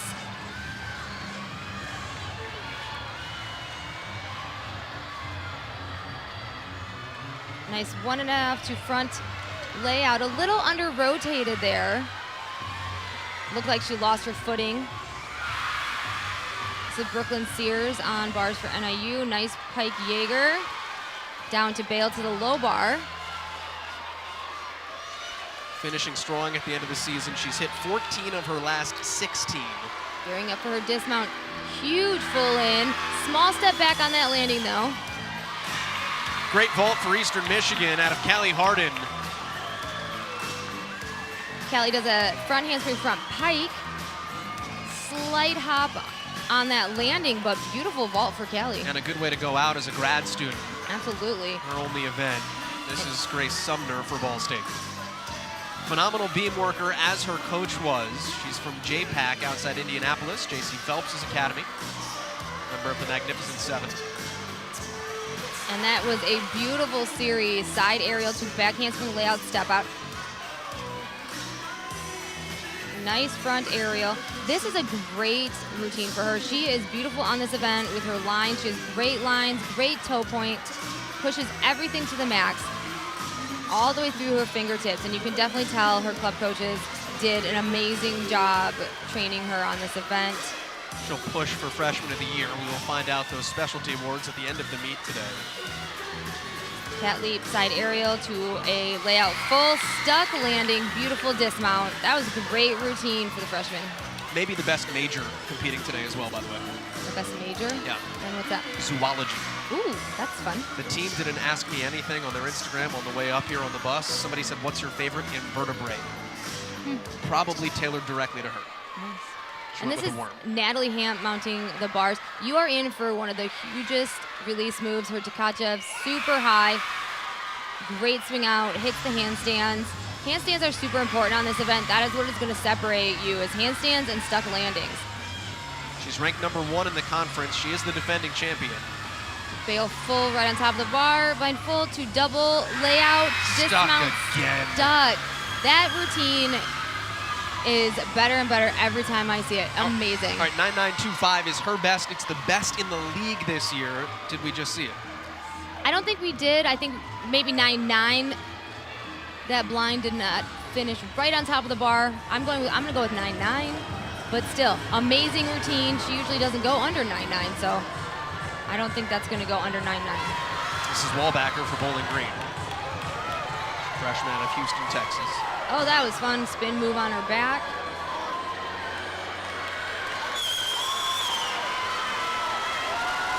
And we're gonna wait for the score from Natalie Hamp. And nice double, double pike was nice in the air, but she just did not have the feet for that landing, kind of rolled back out of that. Hopefully there was no issues there. And this is Lauren Volpe on beam. She has had a phenomenal senior season following a 9.85 by Grace Summer. 9.9 from Hamp is what will be the number to beat on bars, but Volpe is someone who struggled with confidence a little bit early in her career, and just as a senior said, you know what, forget it. I'm going to go out and have a great time. And when she made that mindset switch, all of a sudden became the MAC Specialist of the Week for the first time in her career on her birthday earlier this season. Well, that's kind of fun. What a great birthday present to herself. And sometimes when you just, start de-stressing and having fun with it, that's when, you start doing your best, and it's a great way to go out as a senior.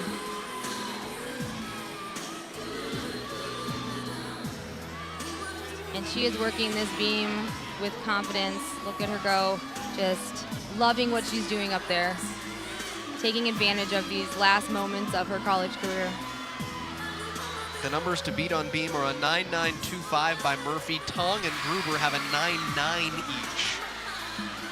Seen some awesome beam work early on this afternoon. Cardinals literally rallying, shaking the rails, cheering on Volpe.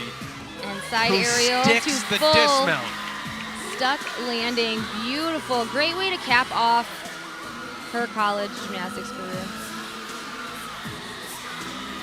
The hardest thing about the MAC championships is you can't leave your corral to go celebrate. No, you can't. You have to stay in that corral. Like the team is begging to get unleashed to go mob Lauren Volpe. They absolutely are, and being able to do that all season, getting out of that corral, and then all of a sudden you're stuck in this corral, it can be definitely kind of hard. This is Katrina Mendez-Abolnik, another freshman for Bowling Green. Kerry Turner has so many of them. So this is a Bowling Green team that may not put up the best score today, won't put up the best score today, but is laying the foundation for what Kerry Turner hopes she can turn this into, as you get a look at Joanna Saline talking through Taylor Waldo in the anchor spot over there. Absolutely. Bowling Green, they're doing such a great job, though. They are a young team, and they're trying to build their team up. I could see some great things coming from them in the next couple of years for sure.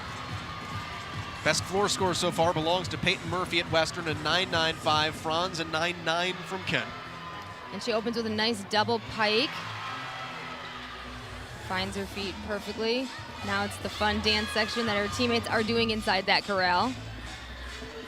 Taylor Waldo on balance beam. Every skill you're about to see on the left side will be a front skill.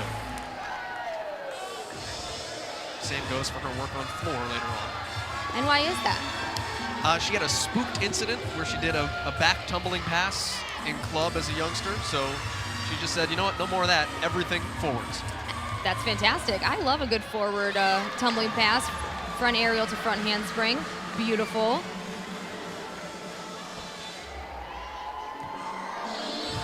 Nice leap passage, switch leap to straddle side, straddle quarter. Front toss to flutter.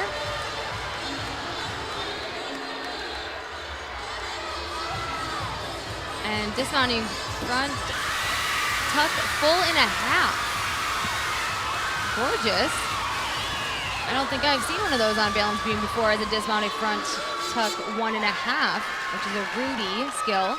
So definitely a unique balance beam series and dismount for her. Cardinals are having their best rotation here on balance beam as Bowling Green celebrates on floor. I think it's just a beam thing. 49-1 for Ball State. I don't think we've had somebody go sub 49 on beam yet. Bowling Green went 4.8725, but the other three teams have gone 4.9 plus. And the best score this year was a 49-2 coming in. So That's like, what incredible. Are we doing? There's something about the beam today. Something about the beam. Each team's going to try to buy that beam from Katy, Minnesota. We'd like to take this home with us. Yeah, we're just going to load this on the bus. MAC champion, whoever wins, you get the beam, take it home. It says Eastern on the side, but just, Just slap a sticker on it. It's yours. It's yours. That's incredible. This is balance beam. Everybody's just rocking beam. Let's see if this momentum keeps going. It's a 9.85 for Taylor Waldo Nice. in that anchor spot. We've got to tape up one of the crash pads, landing pads, for lack of a better term. Yes, you're going to put the tape on the corner so the judges know where the out of bounds is. If you set your mat without putting the tape on it, trouble. I love the Bowling Green, the big letters that they have, the BGSU. I believe they're cardboard. I think they are cardboard. If they're out of wood, like kudos. I definitely think they're cardboard. Similar to the Fatheads the parents have brought that are sitting in the stands.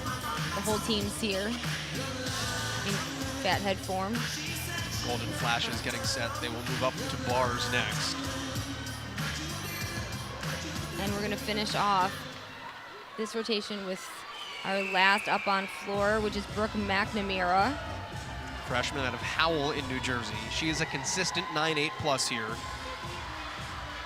This has been her only apparatus since the start of February. Opening with a huge double pike, stuffed that landing. She definitely excels at this event.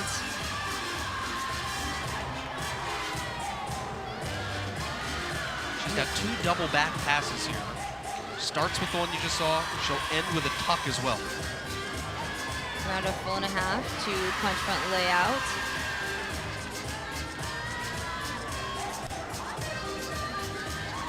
having a lot of fun here, working the floor, dancing, crowd, working the audience, and the judges, just letting her personality shine through here. Switch side, Copa. Right into round off, shooting over to her tummy.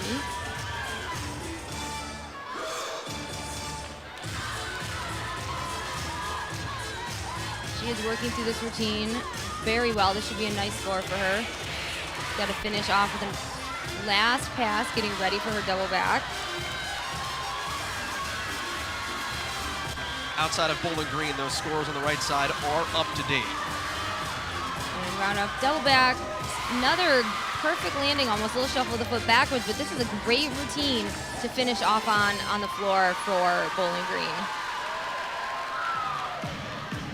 The Falcons just have to vault. Ball State just has to floor. 3 rotations down for both of those teams. The numbers to watch, though, and where this meet may very well be decided are right now the teams listed in 3rd, 4th, and 5th. Western Michigan, Central Michigan, and Kent State. Got about 3/10 separating your next event. Western and Central, and then about 6/10 separating Western and Kent, with still so much more to be decided. We'll move forward on to rotation number 5. Coming up next at the Mid-American Conference Gymnastics Championships.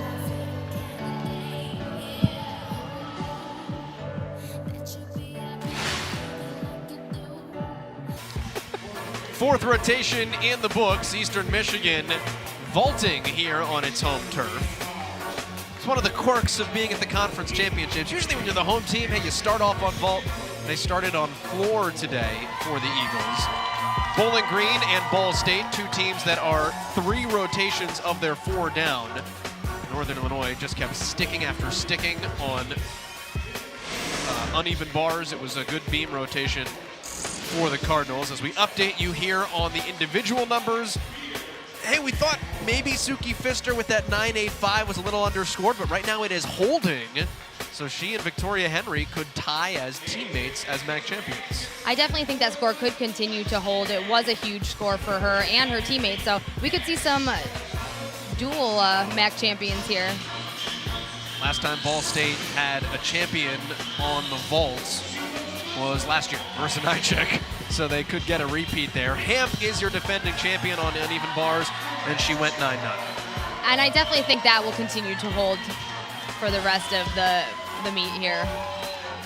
On beam, I think the 9.925 from Peyton Murphy might hold up as well, and that could give Western Michigan its first balance beam champion since Jen Sturgis in 2006.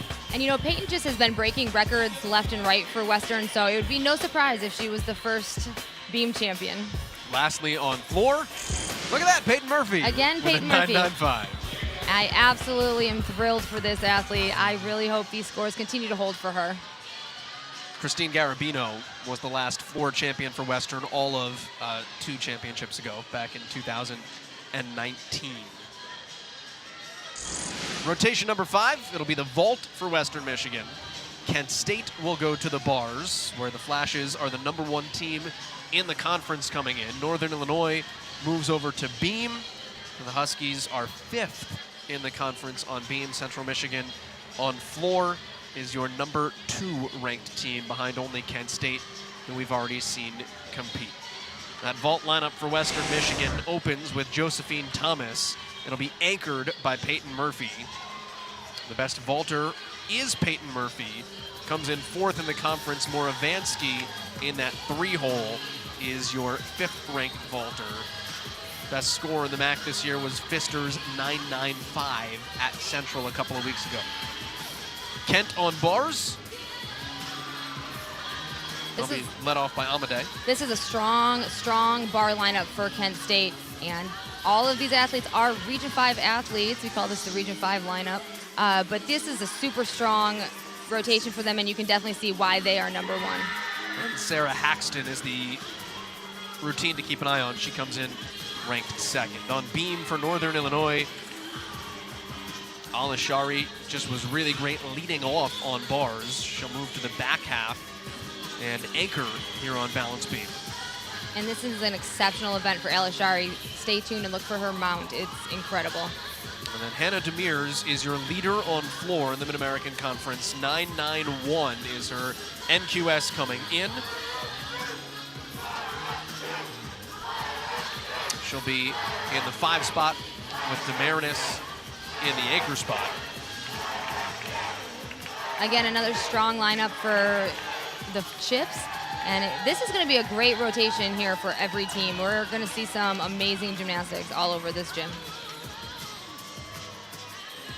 It's tough to gauge who your leaders are, and this is kind of why I like what the men's side of the sport has done this year. And it's hard to do in a championship, but going in a head-to-head where teams are all competing on the same apparatus simultaneously, it makes it easier to tell the story. When you've got 7 teams competing with buys mixed in there, it's kind of hard to look at who is where and what that means for them on the leaderboard. What you should keep an eye on right now, though, is Western and Central. They are at 9.8625 and 9.8375, having both competed 2 rotations.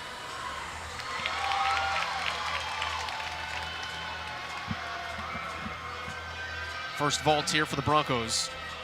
Nice Yurchenko full from Josephine Thomas over on the vault. And you have Alicia Kolivanova over on the floor. That's for not the how you Chips. said it beforehand today. Kolyanova. She's Russian. So I've been perfecting my Russian accent. Alicia Kolyanova. So 9.875 is her best. hopefully I did that okay. But she's going to gear up here for her tumbling pass. Round off double tuck. Beautiful landing. Fire up Chips there. Her parents are actually gym owners in Iowa.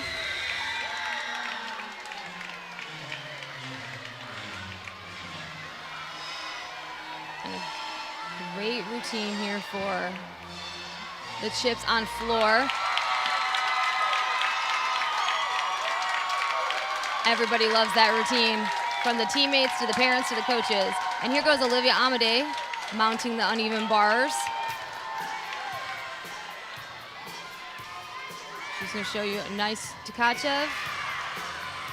And we have Kendall George on beam for NIU. She's gone 9.8 each of her last 2 meets. That is a season best for Kendall George. And this is the only event that she currently competes, but she does this event beautifully. Nice front toss. Danny Petrosic on beam for the Broncos. On vault for the Broncos, I'm sorry. Yurchenko full. Almost a stuck landing. She just needed to absorb and bend those knees, but a great vault to start off for her. And Kendall gearing up for her dismount here. Let's round off 1.5. Stuck landing, fought for that landing. Beautiful routine.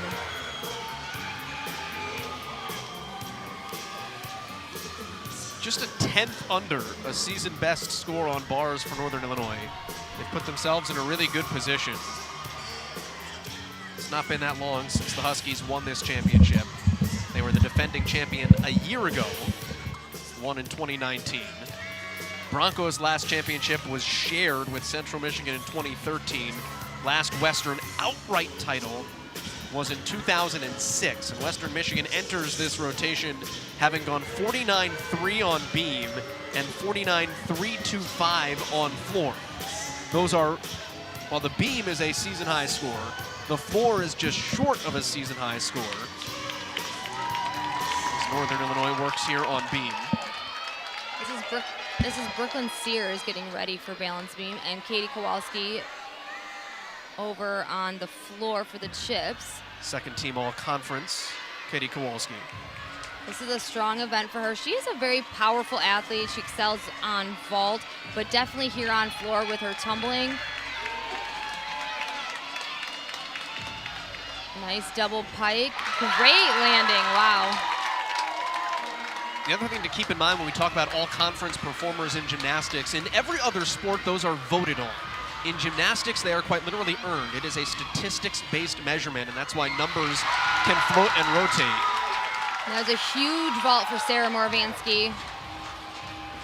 Yurchenko full. Brooklyn on beam getting beautiful aerial, side aerial. She absolutely works the beam with such confidence and so sharp. Someone that this team really leans on for Northern Illinois. Yeah, she is definitely a consistent all-around competitor. She just has been in the all-around a few times this year, but has gone 39. Tell you what, we popped in and out of that opening floor routine for Central Michigan, or that second floor routine for Central Michigan by Kowalski. She just put forward a good one.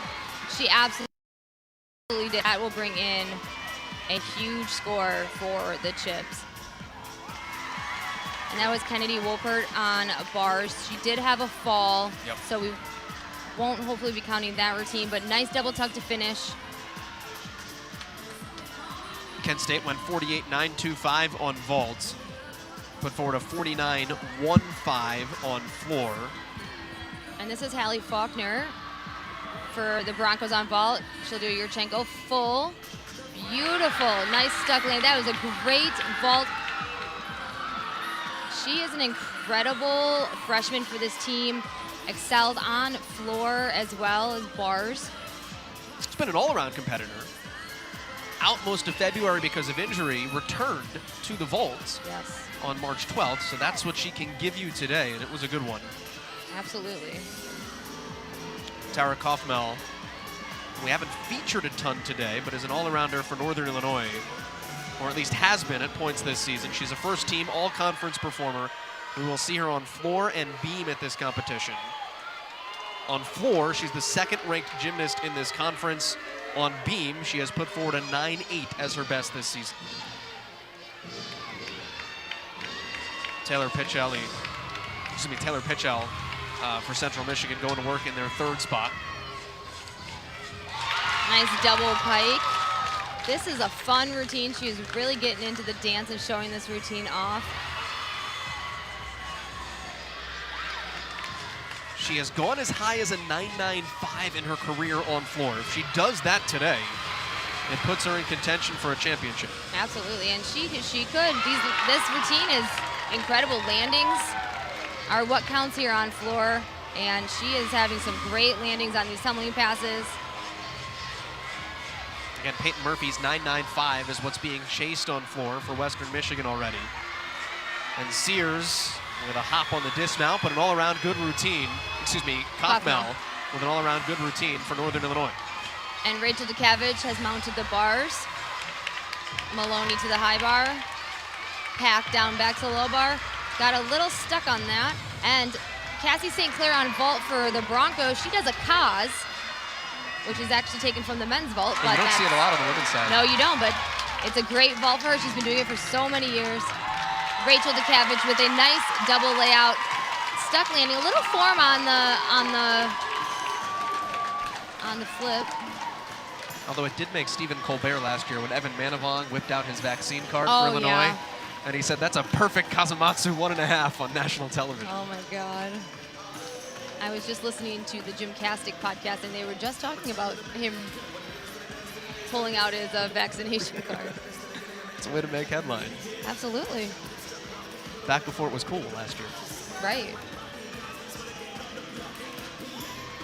I'll tell you what, this is a great event to bring a 3-year-old to. Because there's a lot going on and they don't have to pay attention. Attention span galore. Oh yeah.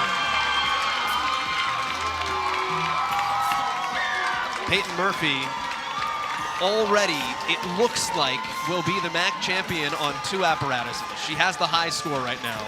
What can she do on vault as we take you back to Northern Illinois? Ellery Werner here. 9.9 on floor for Taylor Pitchell. Kaufmel had a 9.775 on the beam routine we just saw. Werner is a 4-time Minnesota State champion working on the balance beam. Another Twin City Twisters. A lot of Minneapolis flavor at this championship. Absolutely. Huge height. And this is Ashley Vegalucci on floor for the Chips.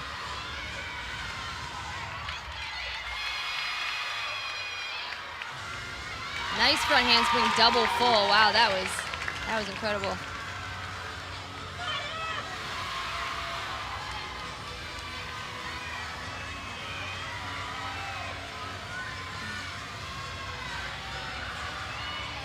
Back handspring gainer off the side for Beam over there. That was a beautiful routine. Carly Franz has mounted the bars for Kent State. Ginger to Bale. She caught that Ginger right on her fingertips. Murphy here for the vaults. Yurchenko full. Now she was a little back on that. She was a little back on the board. She punched off of the yellow. She punched off of the yellow collar and seems to be having some pain in her leg.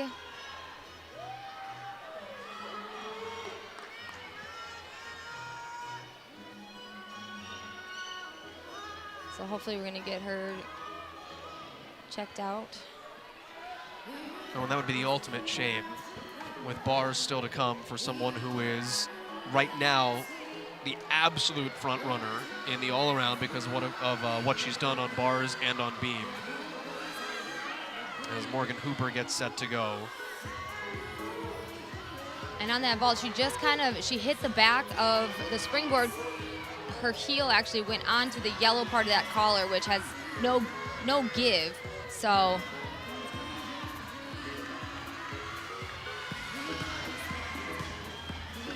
Hooper on beam has gone 9-9 this season. Put up a career high in the all-around at this event last season when she went 39-125. And so we get just a fall there for Hooper. Off on that standing layout. Take a look back at Murphy in that top right corner. If there is one gymnast who is going to be able to come back from something, we touched on it a little bit earlier, broke her neck on a fall in the gym in practice. Penny Jernigan said it was the scariest moment of her coaching career, and she's been doing this since 1988. Came back from that, and the biggest motivating factor, Jernigan kind of joked last year, hey, we have to treat COVID well because we can't miss meets. We have a teammate who broke her neck and came back to compete all around last year. There is no way to really put into words how incredible what Peyton Murphy has done from a physical standpoint is to come back, and she's going to win at least 2 event titles today from what she's already done. And she absolutely is. And she is just such a strong athlete that, you know, I knew she was going to come back from that injury. And she's actually done bars and many different bar dismounts trying to find the right one. So, which is crazy in its own right, because no one would have blamed her if she never touched a bar again. Right, but that is just that's not her. And, you know, she's a strong one. And hopefully she can come back from whatever she did on vault and show us a bar routine. And this is Hannah Demers on floor. Huge front handspring double full. Hannah is #1 in the MAC right now coming into this meet. She was #1 last year going into this meet as well. So she was bested by Abby Fletcher of Kent State last year. Central has 3 of the top 8. This is a strength event. Huge double pike. What I love about Hannah is her personality. She shows everything on her face at all times. She is the biggest cheerleader for her team, and the excitement that she just puts into her gymnastics is incredible. We said to Christine McDonald, what's her best event? What'd she say? I don't know. I don't think there is one. I don't think there is one either. She is incredible all over the gym. Trains to not have a wheelhouse, as Matt Fraser would say. Front layout, Rudy slightly low on that landing with a little pike down, but this is still gonna be a huge routine for her and the chips. Beautiful. Her energy is just incredible. Western and Central right now are the 2 teams jockeying. Central has to go to vault next. Western has to go to bars next. We'll see what the score picture tells us after their 3rd rotation for those 2 teams here. But if that was the picture, 1 team going to vault, 1 team going to bars, what does that tell you for what we could expect? Everybody, they need to hit. Teams need to hit. We need handstands, we need stuck landings, and we need to make sure we decrease those tens. And there goes Alyssa Elishari on beam with that round off layout step out onto the beam. Who sits down and says, you know how I'm going to get up onto the beam? and comes up with that? Like, I love unique mounts, but how do you arrive at this is what works for me? Well, Alyssa was an elite, and she's competed at U.S. Classics and Championships, and it was just something that she did as a younger athlete in club, and she stopped doing it for a while, but you know what? She's really good at it, and she makes it every time look easy, and she just decided to bring it back. I mean, it's great. I love it. And, you know, I remember watching it the first time she ever did it as an elite athlete. Her dad sent me a video of it and just blew my mind. In the meantime, for Kent State here, this is why you have to bring it every day. Sarah Haxton came into today, number 2 in the MAC on bars, took a fall, 8-9. So Kent State will lose their strength there on bars, and that was a really important routine to follow that up. That's Madison Iannuzio.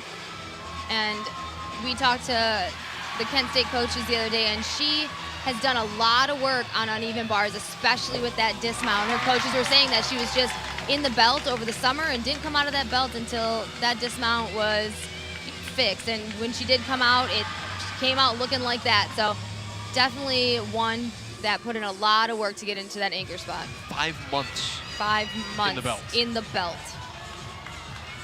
That is some dedication right there. Sierra DeMarinis, who is 6th in the conference on floor. And this is a super strong event for Sierra. She is a senior, and what a way to cap off a floor lineup is with your senior to show a strong, strong floor routine for the chips.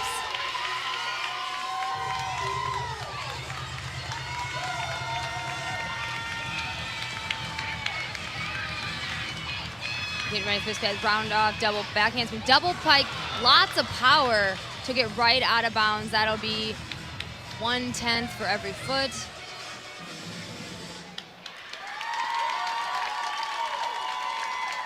All right, so you've got that small deduction for the out-of-bounds step. Yeah. Viglucci went 9.175.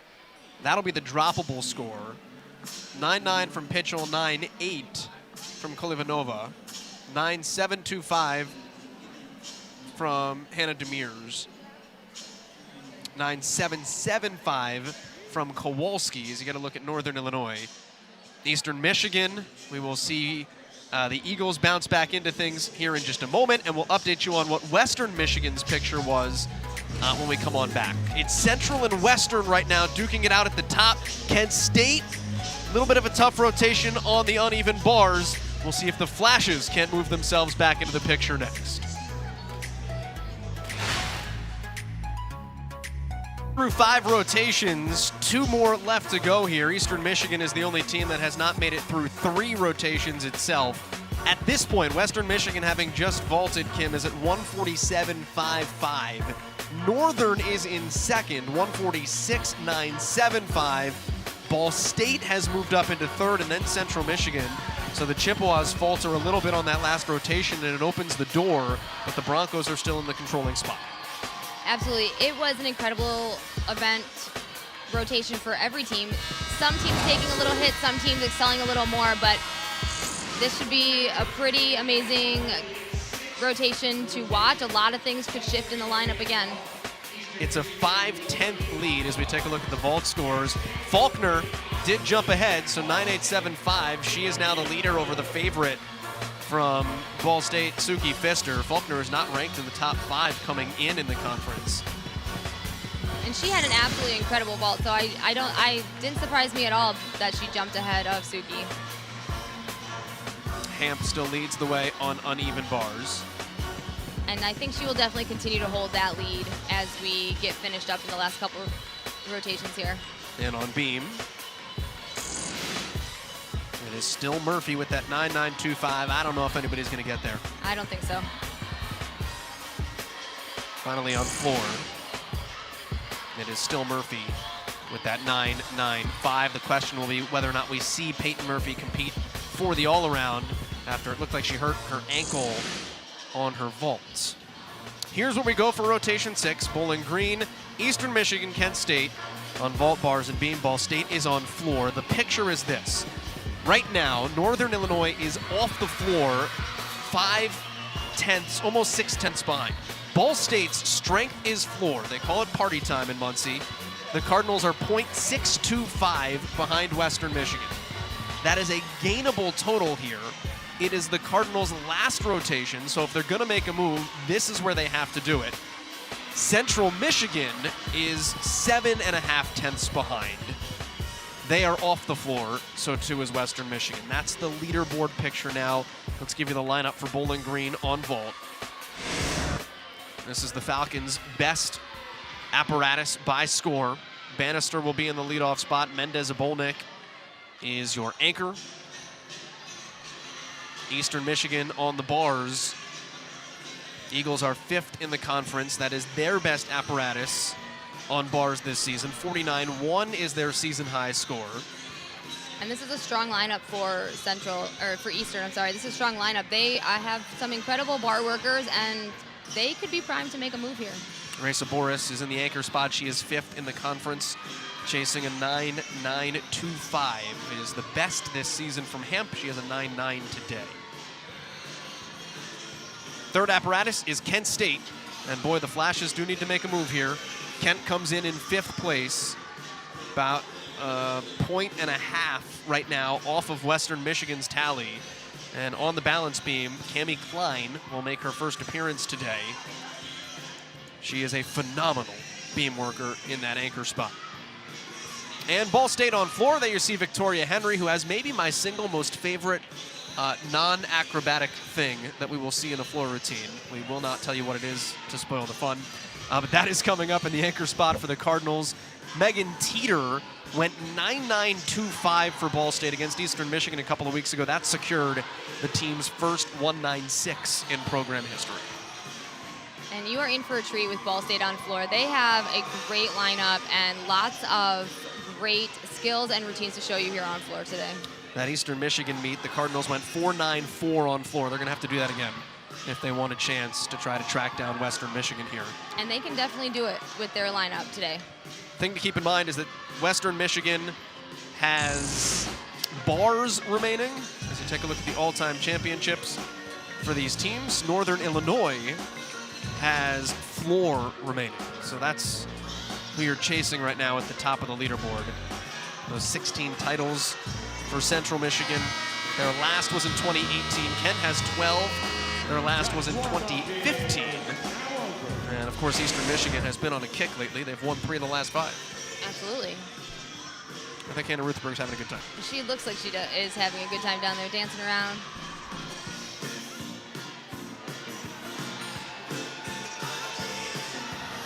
And looks like we're about to get started here. Anything shock you today or anything surprise you today? What's your overall takeaway this far through 5 rotations? It's just been incredible to watch these athletes, and teams that had low scoring event, that they wasn't their strongest event, just hitting it out of the park on those events. So I am just on the edge of my seat here going into these last 2 rotations. It could be anybody's game here. Eastern Michigan here to start on the uneven bars with Molly Paris. And this is my favorite uneven bars mount. Eastern Michigan has a lot of athletes that jump over the low bar, which I absolutely love. Nice Ginger. Caught a little close, but nice form. Bail handstand. Back up to the high bar, getting ready for this dismount. Samantha Henry on the left. Nice double layout. Hot back on that landing for that salute, but that was a strong routine to open up. Lauren Bowling Bannister on vault here. Yurchenko full. A little pike down, a little disorganized with the legs, but a nice way to start for Bowling Green. Leadoff for the Cardinals is Sandra Alsadik, and I think she may have kept that in bounds. I don't know. It looked like she slid back, and that 1 foot could maybe have been out of bounds, but it was kind of hard to tell. This is new choreography for Sandra. She worked on with her sister in the offseason. Oh, that's fun. Yeah. Front full to front tuck.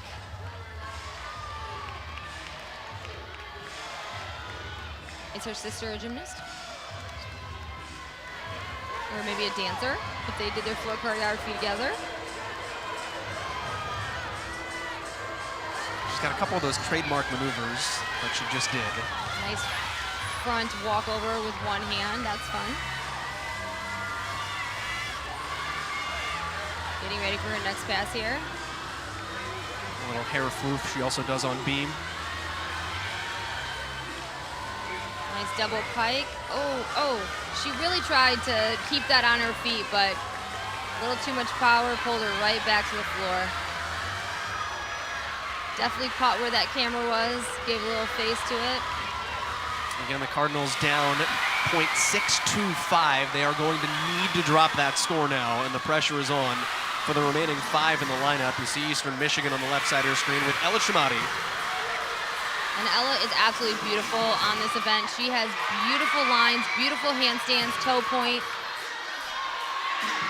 Gearing up for that double layout, stuck dismount. We just had a stick on vault as well. And Sydney Bennett for Bowling Green. The Eastern fans are right by the uneven bars, so went bananas when their first team all-conference performer stuck that. Kent State now here on the balance beam. This is Sarah Haxton.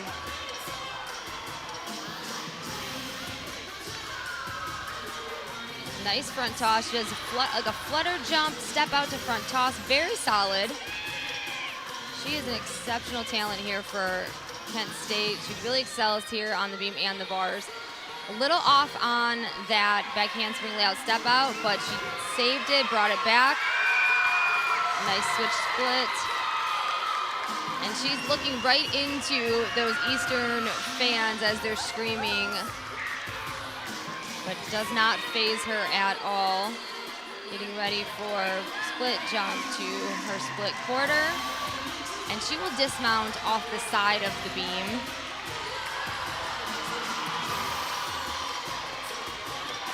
Nope, she has changed her dismount. She's now going off the end of the beam to that front tuck full.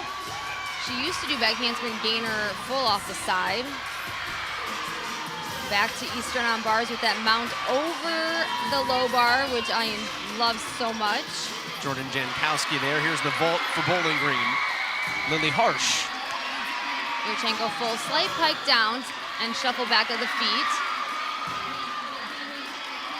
This is Jankowski.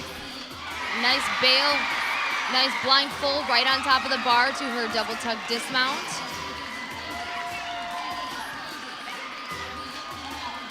The pressure on for Ball State with Taylor Waldo. 6/10 out of a leaderboard spot right here. And Alyssa Guns getting ready for the balance beam. Alyssa is a freshman from right here in Michigan. I was actually coaching at her club's meet this morning, so raced over here. As we talked about on beam, you will not see any back tumbling from Taylor Waldo in this routine. Everything is a front skill for the Minnesotan.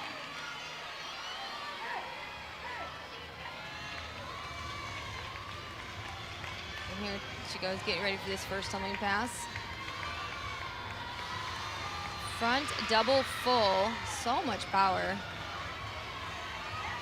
It fits into a very small package. Like, don't be confused by Taylor Waldo's size when she walks out onto a floor.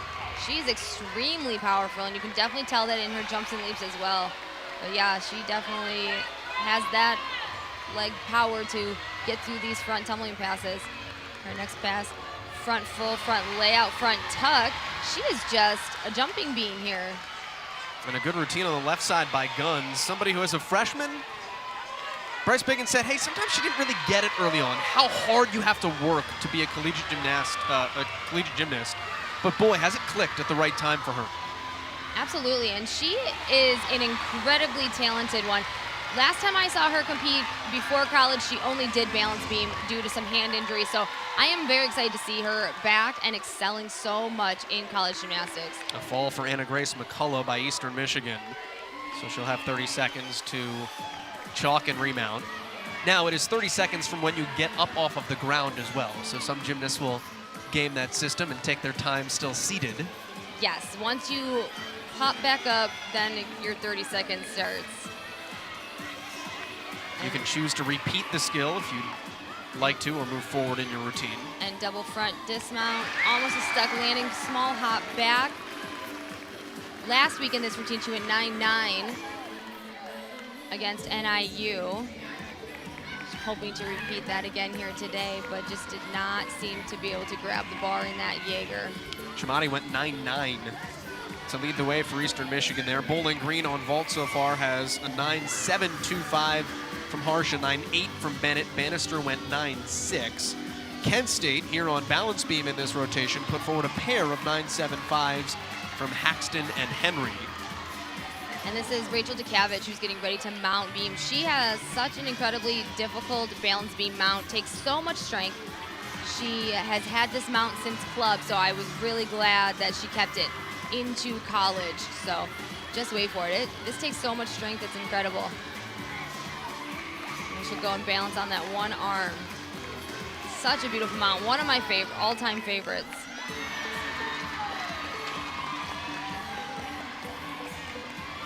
Hitch kick to switch side, flutter jump. A little lacking in the split requirement in that switch half. Nice full turn.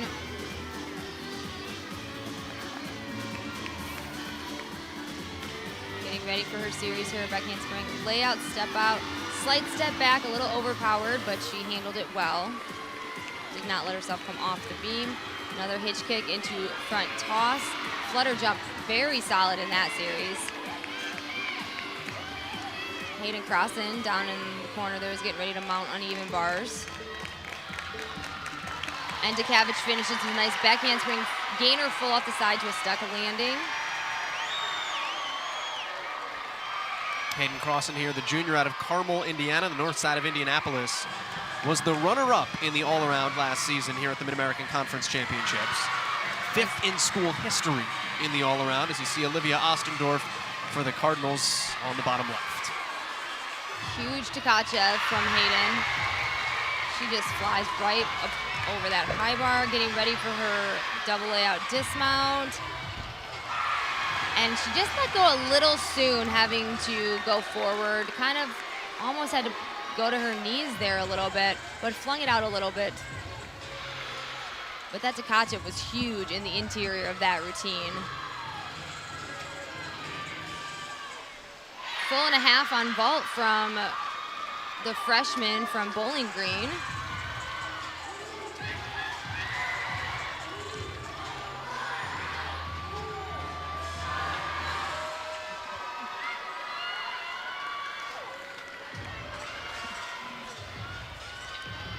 And Ball State here working floor very well. This is a great routine. 8.825 in the opening spot from Alsada. Cardinals are going to hope to drop that, most certainly. A little low on that double tug. But a strong routine for Ball State. And Waldo came back nicely with a 9.675. So the Cardinals will likely be short of the number they were hoping to hit. We said 49.4 was their season high coming in, but no shortage of amazing routines still to come. So we'll see how close they can push that to try to close what is a 6/10 gap here on their final rotation. Kent has a 7.5/10 gap to try to catch Western Michigan on their final rotation. And this is Riley Danielson on beam for Kent State. Strong beam workers. Beautiful skills so far. She is doing a fantastic job working through this routine. She has beautiful toe point. Getting ready for her switch leap. A little lacking in the flexibility of that leap, but beautifully moving through the beam routine. Raisa Boris on the left, best that Eastern has to offer. She's 5th in the MAC here on bars. Nice pike Jaeger to bail for Boris. The Eastern fans right there going crazy. Dismount, double back with a full. Slight shuffle back on the landing, but that was an exceptional routine for EMU. Great way to finish that rotation. And if you're looking at the scores at the bottom of your screen and saying, my Eastern is out of it, they still have a whole nother rotation. So they have competed the fewest number of routines at this point, so things will level off as we look at the freshman Erica Cooper here for Ball State. out of Knoxville, Tennessee, exhibitioned late January and earned her way into the lineup where she's been a mainstay. Nice double tuck to open her floor routine. She has a beautiful lines and beautiful toe point.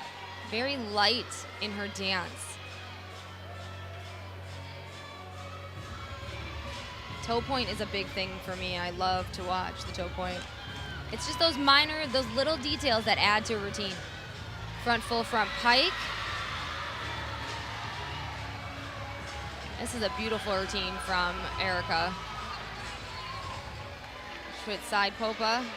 Exceptional split position on those straddle jumps.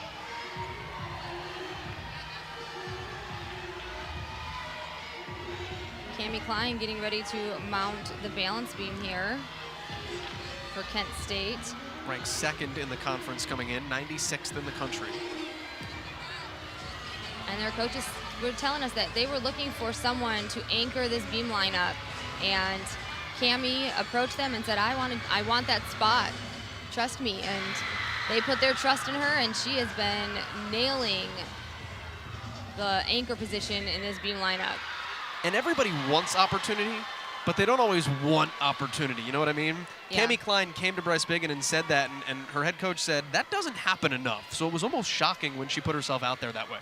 Absolutely, and that's the kind of athlete she is. She knew she could do it, and she put her name in that hat to do it. And last week went 9+ in the anchor spot, and is an exceptional beam worker. She's a team captain for one of the team captains for Kent State, and she's just an exceptional athlete all around.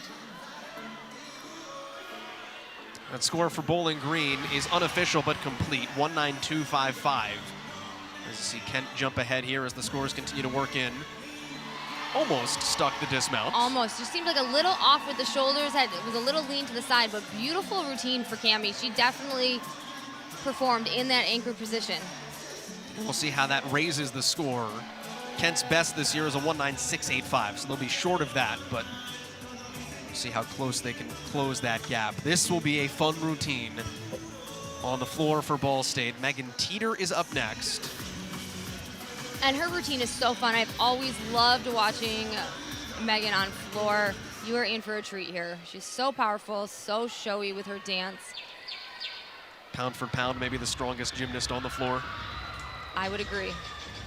Absolutely. Getting ready for this first tumbling pass. Front layout, front full. Sometimes she does do a Rudy there. This routine has so much expression in her dance. I don't know if you can hear Nice the double what, tuck. the what, who, BSU, the way you involve your teammates as they interact with you as you compete. I think that's the most fun, to get that team interaction. The other thing that's cool about this routine is the way that she works the floor. She has purpose when she goes to the ground there and then again at the end of the routine. Absolutely. She just moves through this routine so easy, so sharp, so strong. You just can't say enough about this athlete during this floor routine. She just knows what she's doing and where her team is, where the judges are, where the cameras are. She is a performer. Front full, punch front layout. I love that shoulder roll and this ending. And she's gonna dab to the end. Exceptional floor routine from Megan Teeter. We had some judging gaps earlier on in this rotation, so we still have a whole nother routine to go for Ball State. Everyone else is done. So that 195.325 should be the score for Kent State. 192.55 is the number for Bowling Green, and then Ball State will finish with whatever is tabulated once Teeter scores in, and then Victoria Henry, who will go in the anchor spot. And then the remaining 4 teams will all compete the final rotation. And that is an uneasy feeling when you do not have control of your own destiny. Absolutely not. And you know, these teams that are in this bye, they're sitting there and they're waiting prime to come out and finish. But as the teams that are out right now are finishing, they just have to sit and watch and wait and see where the chips fall. Victoria Henry is next up, and we teased this early. One of my favorite things in a routine, she will come to the corner at one point and perform a kick. Usually, that will knock over one of her teammates. The only problem is that all the teams are in their corrals today, not around the floor like you normally would be in a traditional meet. So I am supremely curious who's going to fall to the ground for this routine. Well, maybe it'll be this coach here. It might be Scott Wilson. That would be fantastic. Let's wait and see. And Victoria, this is a great routine. She is incredibly powerful. She has opened with a full in before. So let's see what she's planning on doing here in this first pass. Double tuck, but exceptional double tuck, so high. She has so much power. Back tuck down to her stomach, love it.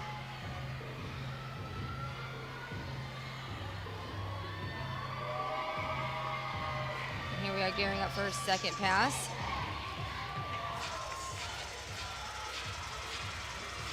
Front layout, front full.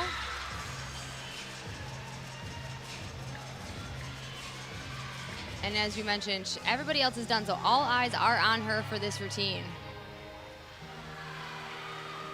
Tremendous experience last year competing at the regionals as a freshman. Huge expectations for her. And here's that kick as she comes into this corner. And she did knock over her assistant coach, Scott Wilson. That was so great. He moved the mat over so he could fall right on the mat. How fun is that? I love even the coaches get involved when the teammates are trapped in the corrals. Finishing with a double pike. What a routine. What a way to finish off this floor rotation for Ball State. They call it party time in Muncie. Their Ball State thrives. They came into this final rotation 6/10 off the lead. I don't know if they had enough to close the gap, but they will try to put themselves on the podium as one of the top 3 teams here at the Mid-American Conference Championships. We have 1 rotation left to go, and as you look to the bottom of the screen on the right side, 3.5 tenths, or 0.35 points. That's what separates Western and Central. That is the match when we move to the 7th rotation next.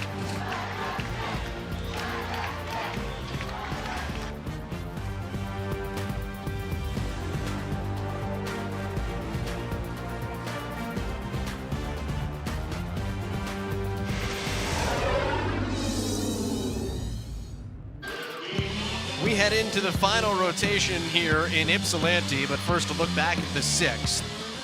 Through the 6th rotation, Ball State is your overall leader. The Cardinals are in the clubhouse with a 1.959, and this is why this is a cruel sport, Kim. That is one of the best scores in school history. It is not going to win you a Mid-American Conference Championship today because only a 48-3 is needed by Western Michigan to move them into first place. That's the one thing to keep in mind. The race, though, in this final rotation is that Western Michigan leads by 2.5 tenths over Central Michigan, 5 3/4 tenths over Northern Illinois, and 1.125 points over Eastern Michigan. As we look at the vault scores, Faulkner right now for Western is your MAC champion at 9.875, although we'll see if anybody from Central Michigan has something to say about that in this final rotation. And we definitely could. Katie Kowalski has gone 9.9 on vault, and she is in the anchor position. Ranks number 2. Yeah, she's number 2 coming in to this meet today. Hamp continues to be your leader on bars, although she's been tied by Ella Chimati. That is no surprise there. Ella has been putting up some pretty big scores on bars lately, so. On the balance beam, that 9.925 for Murphy. A couple of Western Broncos at the top. Morgan Tong as well, tied at 9.9. And I think the only person coming up that could really challenge Murphy is Ella Chimati from Eastern, who comes in as the Number clubhouse 1. leader, number 1. On the floor, Murphy with that 9.95, and then, oh, Ball State, how do you do? 9.9 for Teeter and Henry. They really threw down on the floor. Again, this is why this sport's so cruel. Like, they've had a 1.96 once in school history. They went 1.959 today. They're going to lose. But it is a good day to have a good day. Absolutely is. Rotation 7. And this last rotation is going to be definitely a killer. So many strong events for these athletes. It's about to get pretty loud in here. All right, so here's what you have to think about. Central Michigan comes in #1 in the MAC on vault. Western Michigan is 4th in the MAC on bars. It is by statistics their weakest apparatus. Eastern Michigan is on beam. Northern Illinois on floor is 3rd in the conference. It's the dichotomy, though, of the best team and the team that has their weakest event. But who are you today? Who are you for the next 20 minutes is all that matters. This is gonna be a rotation that is gonna put everybody on the edge of their seats for sure. As John Moxon would say in Varsity Blues, let's go compete the next 12 minutes for the next 12 minutes and play like gods. Absolutely. That's all you've got. Here's Western Michigan on the bars. And we will not see Peyton Murphy here. Yeah, we will. She's 4th. Never mind. I looked very... I She overlooked Peyton Murphy. We will see her 4th. We'll see her 4th. That's when Western was walking out. I was checking to make sure she had her grips on. So Eastern Michigan with Chamati, #1 in the conference on this apparatus. 9.875 is her average. 9.95 is her best and the league's best this year. And then Northern Illinois on floor, where the Huskies have Tori Kaufmel, who is 2nd in the conference on this apparatus with a 9.91 average. Touch warm-up is in the anchor now spot over.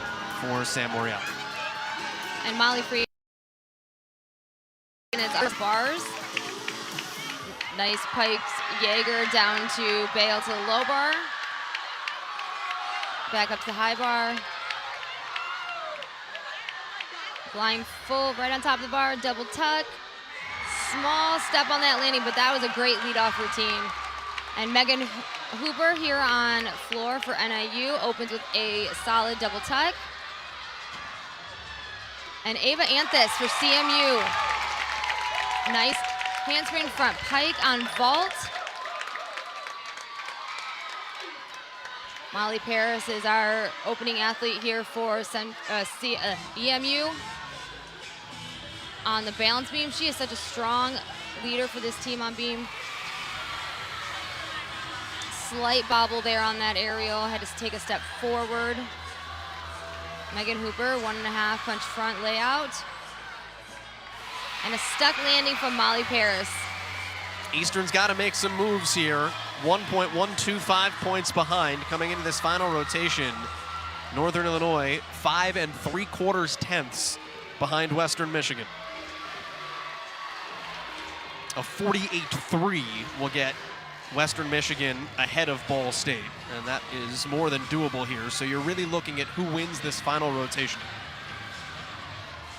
And Megan Hooper finishing off her floor routine here with a nice double pike. Beautiful landing. Such a strong leadoff routine for the Huskies. Danny Petrosic is mounting bars. 9.825 by Molly Freeman in the leadoff spot. Maloney to the high bar. Leah Kamichik will be up next on vault.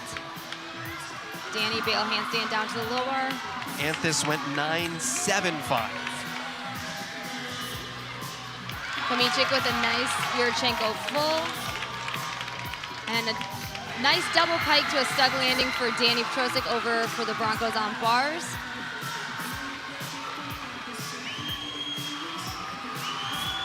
Raisa Boris, solid series on beam. As we said, this last rotation is going to be pretty intense here for all these teams.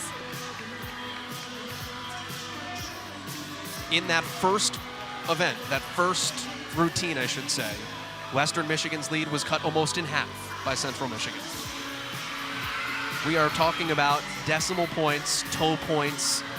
I mean, these are little things right now that will create a Mid-American Conference champion. Round off 1.5, stuck landing for Boris on beam, incredible. This last rotation is definitely going to be a nail biter. Every team is going to be trying to hit those handstands, stick those landings, fighting for every 10th. Gabby Welch on floor for Northern Illinois.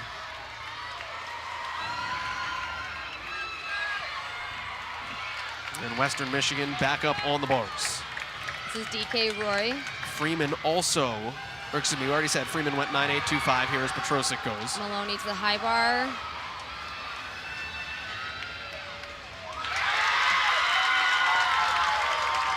Nice Yurchenko full to almost a stuck landing for CMU on the vault. So that was Elizabeth Cesarone. Kamichik went 9.75, so a pair of 9.75s on vaults. Stuck landing on bars from DK Roy, full in to a stuck landing. Now, I don't think that will score as well as Freeman's, so that gives Central a little bit of a reprieve because that was a chance for Western to open the gap a bit.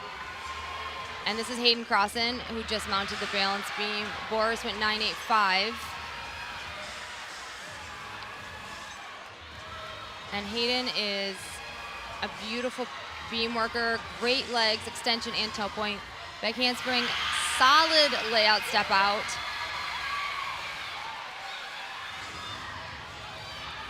Beautiful turn right into a dance skill.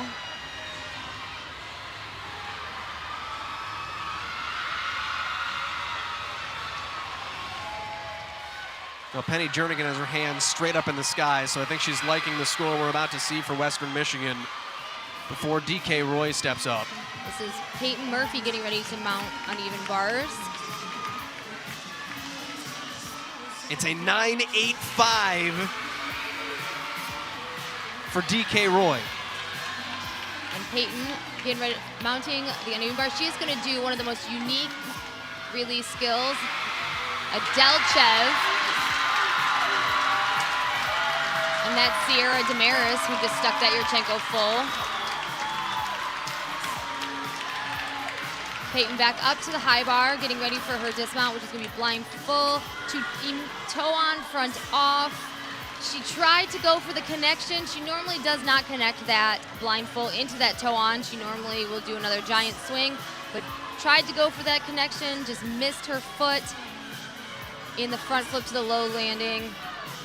Al was there to kind of catch her, so she didn't have any other kind of injury happen while she was trying to do that dismount. Normally she goes blind full, giant swing, toe on, front tuck to a half. So we'll see what happens with that score, but I'm glad to see that she was in the bar lineup, came back from that vault injury. We have 3 scores in from each side. Central has gone 9.75, 9.75, 9.775. Western 9.825, 9.825, 9.85. The Chippewas have not made up the ground right now. Western is keeping a stiff arms lead here at the MAC Championships on the final rotation. And this is Kelsey Mertz on floor for NIU. And Shannon Gregory just mounted the balance beam for Eastern. And Sarah Moravansky will be up on uneven bars. A lot going on here right now. Nice switch leap to layout step out on balance beam. Now Central just got the score they needed. Demarinis went 9.825 just before this vault here. And this will be huge. Big for Kowalski. Central needed it. And that was Hannah Demirs, who just went Yurchenko full stuck landing. Yes. Huge vault for her. And then Kowalski will be in the anchor spot, who will have to follow Demirs. So it's Demarinis 9.825, then the 7.75, 7.575 are the 4 scores for Central. Eastern, in the meantime, has a pair of 9.8s on vault, or excuse me, on beam. That'll be a big score. And Shannon Gregory ended with a 1.5, kind of a slight hop forward, and Moravansky gearing up for her dismount. Double layout, kind of went sliding forward a little bit, a little late on her release.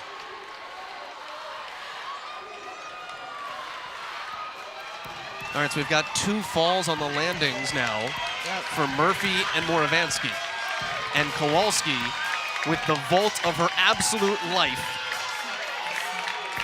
She is second in the MAC coming in on this apparatus with a 9.86 average. And she nailed it, slight hop, but will it be good enough? That was a huge vault from Katie Kowalski. Yurchenko full. Just to hop up and down on that landing. Just needed to soften those knees a little bit to stick that landing, but that was a huge vault in the anchor position for Central.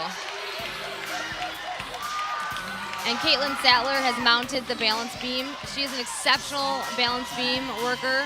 She's gonna do a triple series here. Go back handspring layout. She's off the beam on the layout step out. She turned her hips. She was a little off on that landing.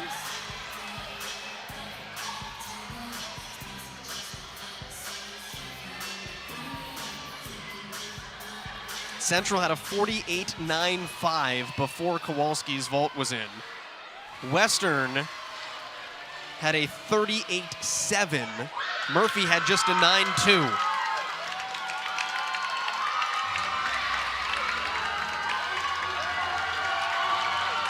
Oh, we have high drama. 9.15. 9.15 for Western Michigan's Moravansky. The door, or excuse me, 9.125. The door is very open for the Chippewas. Margot Van Linden, the Belgian, here in the anchor spot. She is here to be a bar worker. Huge Tkachev down to blind half to bail to the low bar. Katie Kowalski on vault just went 9.875 for the Chips. Blind full, double tuck, small step on the landing, but that was a solid routine for the Broncos over on bars. So Central will drop a 9.75 in lieu of that 9.875. And Eastern has one athlete left to go, Ella Chamati in the anchor position as we're finishing up Isabella Sissy's floor routine for NIU. Round off double tuck, beautiful landing.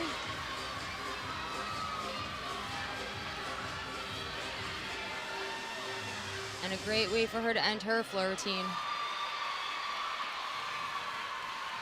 2 events are done. 2 events are still going on with Ella Chamati and Brooklyn Sears getting ready for her floor routine. So Central Michigan goes 49.075 on that vault rotation.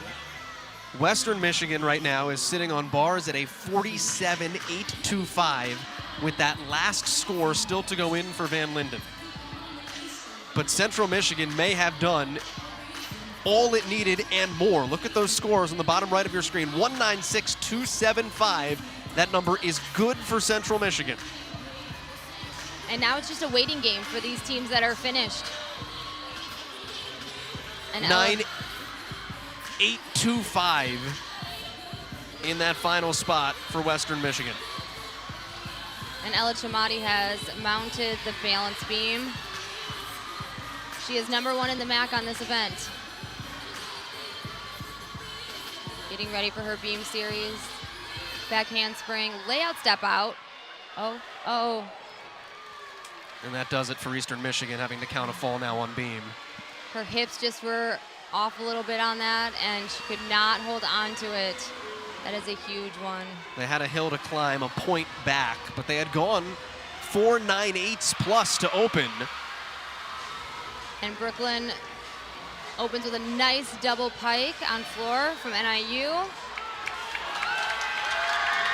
Western score is in, and Central Michigan knows. The fans below us are cheering. Those scores are accurate, 196.275 by 0.2. Central Michigan has quite literally vaulted themselves to a 22nd, has vaulted themselves to another Mid-American Conference championship. And the parents from CMU are going nuts in front of us while Brooklyn Sears is trying to finish up her floor routine.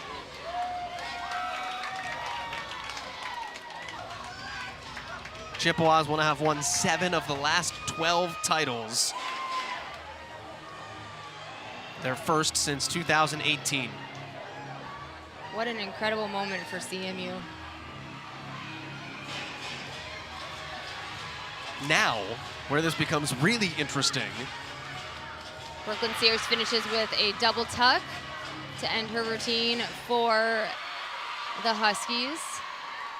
Tim, Christine McDonald's team came in ranked 40th in the country. Incredible. Have the Chippewas done enough with a 196.275, and this will depend a lot on everybody else, to leap all the way up to 36? And what does that mean for Western Michigan, who's currently in 36th? Top 36 teams qualify for an NCAA regional. Kent State came into this 38th, hundredths of a point out of an NCAA regional spot. Yes, a Mid-American Conference championship is on the line, but there is so much more still at stake for the teams at the top of this leaderboard. Absolutely, and you know, as we've been saying, it's what you do on this day that counts, and we could definitely see CMU making a possible regionals. This is incredible. This is like edge of your seat action. I feel like you need a math degree to keep up with that in that final rotation. Absolutely. My calculator's done. Good thing you were doing the math, because I cannot. I just left you to call the action as I'm sitting here plugging numbers. And we're finishing up on floor here with Tara Kaufmel from NIU. And everybody else in the arena is done. It's just her and the floor. All eyes are on her for this routine. 9.925 is her best this year. She is second in the conference. So there's a lot on the line still for her as well. She could walk away with a great routine as a floor champion. She absolutely could, and she is exceptional on this event. Beautiful lines and form and tumbling. She is really working this floor. She is taking advantage of being in this spotlight. Just her and the floor. 9.95 is the number to beat from Peyton Murphy at Western Michigan.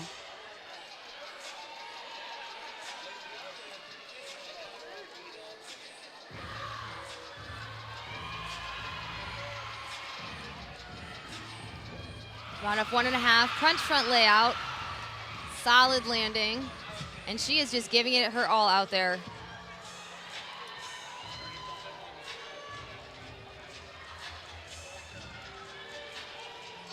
This is a beautiful routine from Tara, getting ready to finish it off here.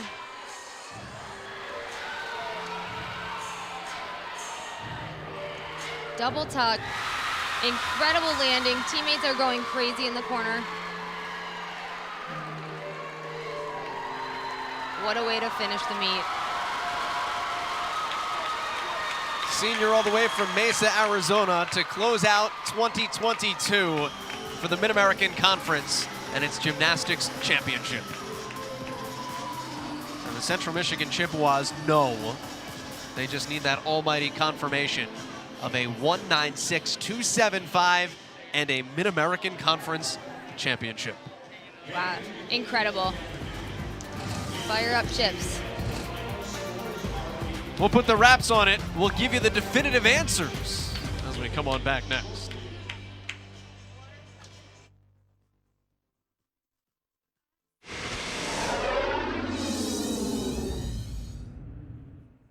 Seventh rotation is in the books, and it started so well for Western Michigan. The Broncos entered the final rotation with a lead, 2.5 tenths over Central Michigan, who went to vaults. Broncos opened up with a 9.825, a 9.825, and a 9.85.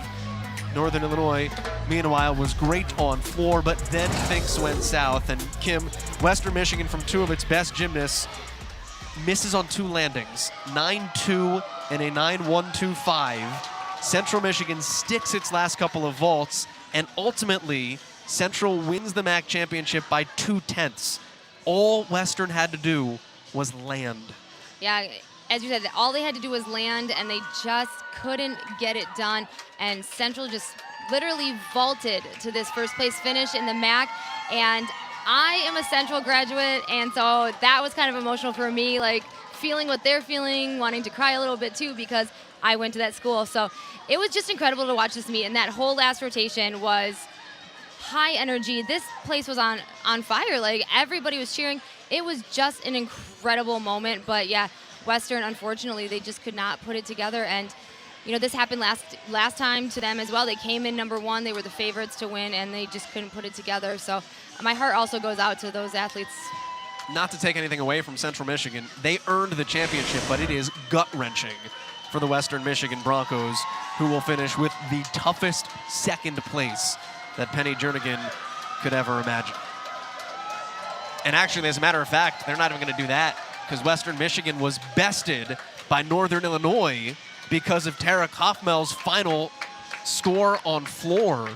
We were still waiting for that to come through. So Western still loses by 2/10, but they will be in third place instead of second, with Northern Illinois jumping ahead of them. Gut-wrenching for the Broncos. Individual champions. The winner on vault goes to Western Michigan for the first time since 2017 for the Broncos. Katie Kowalski. Oh, and tying with Katie Kowalski with that Central. 9875. So Central picks up a vault champion for the first time since Danelle Pedrick in 2019. The uneven bars, we have a tie as well. Hamp repeats as the MAC champion, and Ella Chmati will earn herself some gold. That's fantastic for the freshman coming in. She was the favorite for beam, but ends up walking away with bars. So that's incredible. And Kamichik, Demirs, there's a handful of athletes that will have to crowd onto the third podium spot. As we go to balance beam, where it'll be Murphy and then Gruber and Tong in second. Bustillo will tie with Danielson at 9.875 for the third best score on beam. But that 9.925 for Murphy earns her the first of 2 Mid-American Conference championships, I believe. The floor scores tell us. How about that? She's going to share Kaufmel with that final routine. It put her team into second place. She goes 9.95 and splits it with Murphy. They finish atop the leaderboard. Teeter and Henry from Ball State behind them. Well, that'll do it for you. And then we've got the all-arounder with Demirs winning her MAC championship there. She goes 39.225. Rachel Dukavich back in Freshman of the Year form from 2 years ago. Now a junior, she ties with Sears, 39.175 for second place. And then Denny Petrusik. I mean, my goodness, Western Michigan, as gut-wrenching as today is, look at all of those all-arounders that Penny Jernigan has to play with. There is so much talent in Kalamazoo.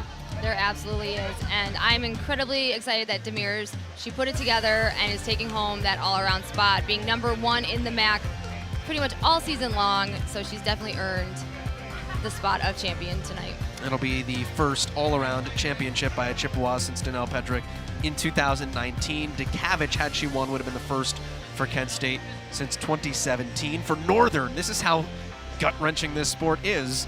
Brooklyn Sears, just behind, would have been Northern's first all-around champion since Darlene Davis in 1984. Wow. Just off the mark. All right, let's talk about the team scores. Here is that picture. Central is your champion.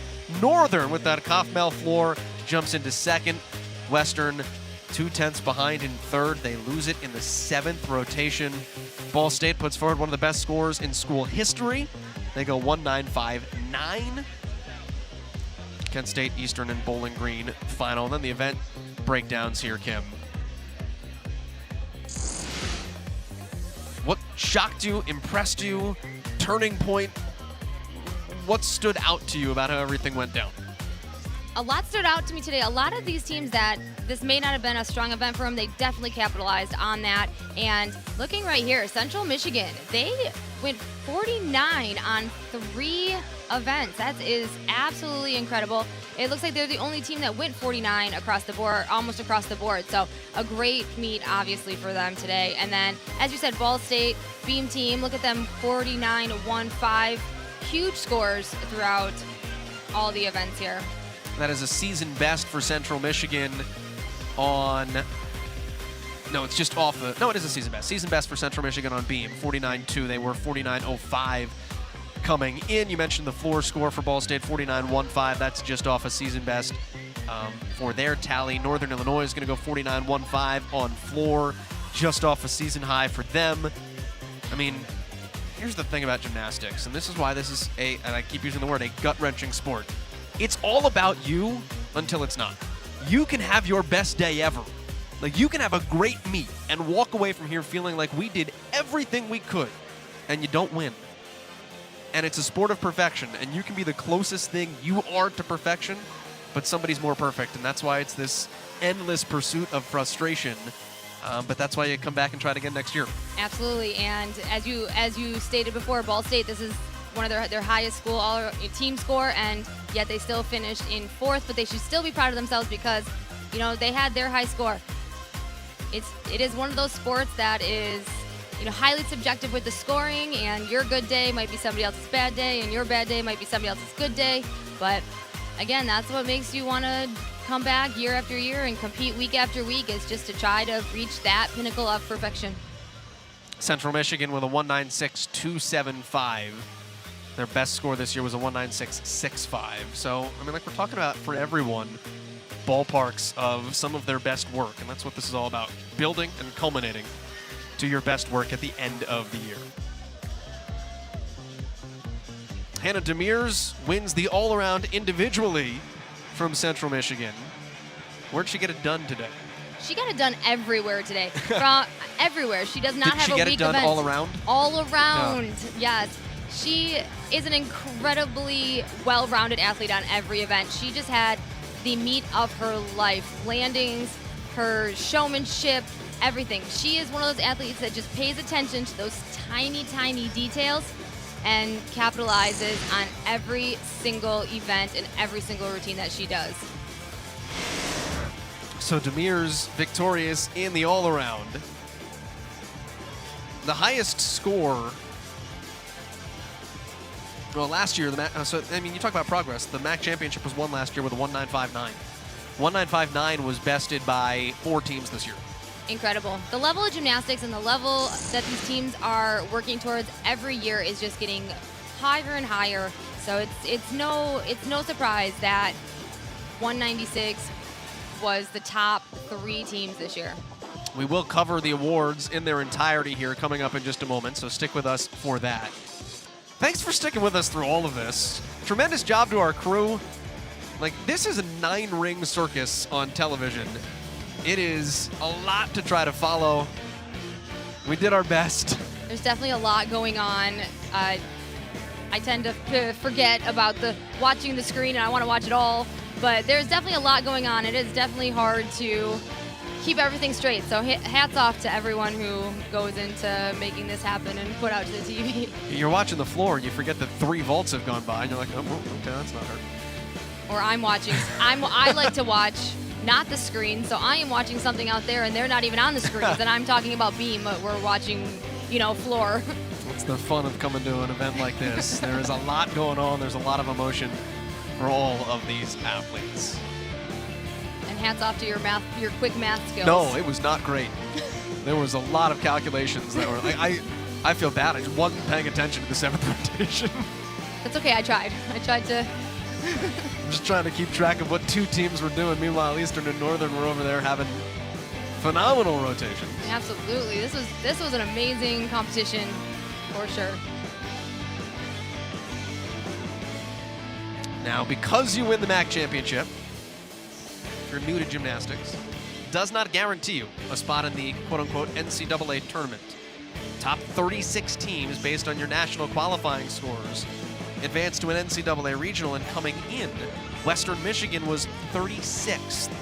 The Broncos were just in by 0.09, so 0.09 of a point had the Broncos in over Penn State. Kent State was just behind Penn State.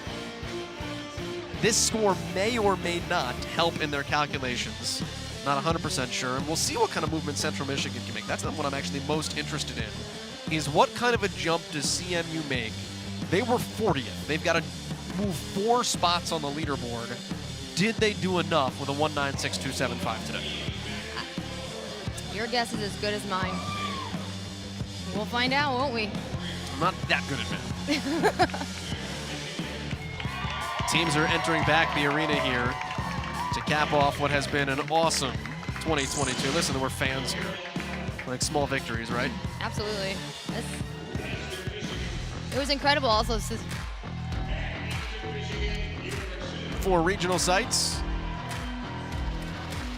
1 out west, Illinois, North Carolina State, and the Fighting Sunisalees will play host as well. Championship is 2nd weekend in April down in Fort Worth, Texas. And now we could have individual athletes that will go for regionals. Oh, will, for sure. Yep, yeah. for teams or for all around and for events that can qualify on to the NCAA championships as individuals. from those regional sites. So it should be exciting to see who gets the opportunity to do that. Makes the watch parties in each of these teams' gyms as the NCAA regional fields are revealed all that more exciting. I love watching those videos of them figuring out where they're going to be and where they're going to be going and everything.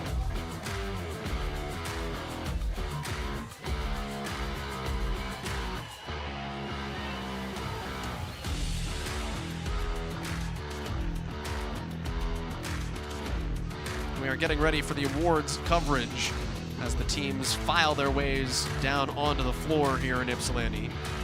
We will leave you to Kevin Kramus here on the public address to introduce officially the Mid-American Conference champions as a team and as individuals, along with our season-long specialty awards. Freshman of the Year, Gymnast of the Year, Specialist, Coach of the Year. All of that is about to happen. Stick with us here in Michigan.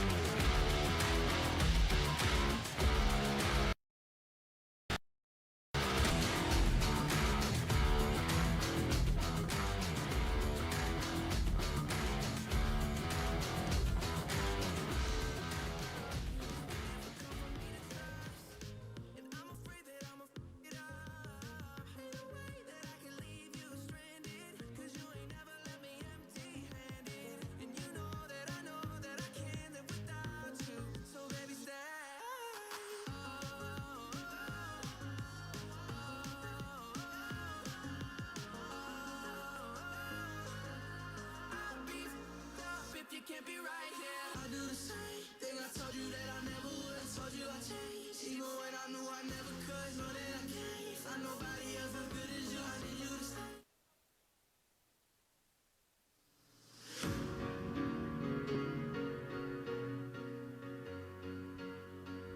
Ladies and gentlemen, we would like to announce our Mid-American Conference Gymnastics Awards for the year. First, the 2022 MAC Gymnastics Specialist of the Year. The nominees for Specialist of the Year are from Ball State University, Suki Pfister. From Bowling Green University, Brooke McNamara. From Central Michigan University, Adriana Bustillo. From Eastern Michigan University, Kelly Hardin. From Kent State University, Cami Klein. From Northern Illinois University, Natalie Hamp. And from Western Michigan University, Amanda Gruber. And the 2022 MAC Gymnastics Specialist of the Year is from Ball State University, Suki Pfister.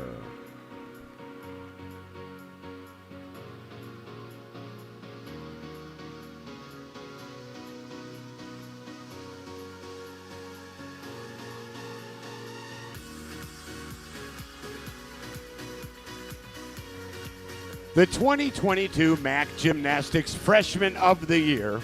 The nominees for Freshman of the Year are from Ball State University, Grace Sumner. From Bowling Green State University, Katrina Mendez Abelnick. From Central Michigan University, Ava Anthes. From Eastern Michigan University, Ella Chamati. From Kent State University, Alyssa Guns. From Northern Illinois University, Elena Anderson. And from Western Michigan University, Molly Freeman. And the 2022 MAC Gymnastics Freshman of the Year is from Eastern Michigan University, Ella Chamati.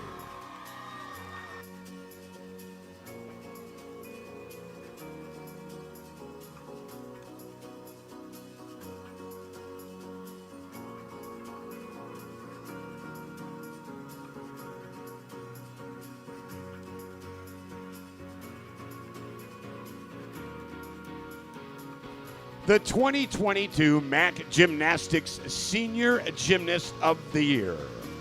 The nominees for Senior Gymnast of the Year are from Ball State University, Sandra Elsadak. From Bowling Green University, Tess Muir. From Central Michigan University, Sierra Demarinis. From Eastern Michigan University, Caitlin Sadler. From Kent State University, Cami Klein. From Northern Illinois University, Tara Kaufmill. And from Western Michigan University, Carissa Ludwig. And the 2022 MAC Gymnastics Co-Senior Gymnasts of the Year are, it's a tie, from Northern Illinois University, Tara Kaufmill. And from Central Michigan University, Sierra Demarinis.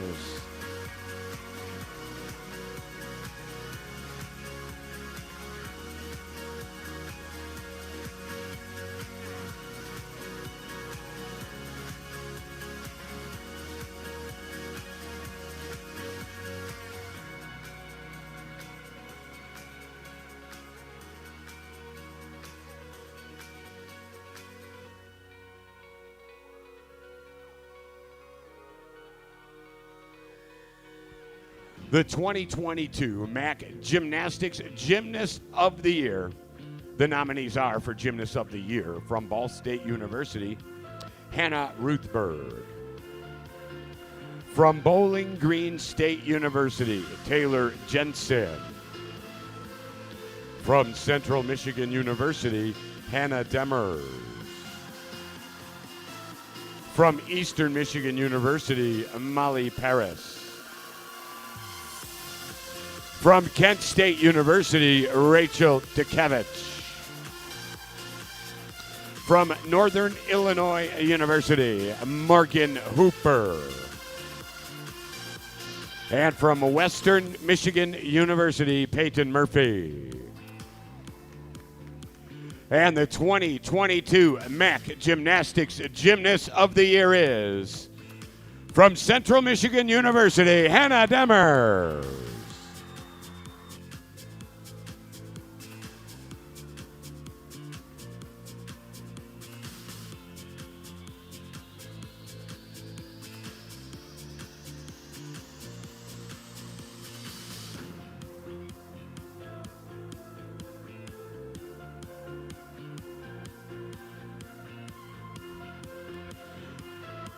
The 2022 MAC Gymnastics Coach of the Year.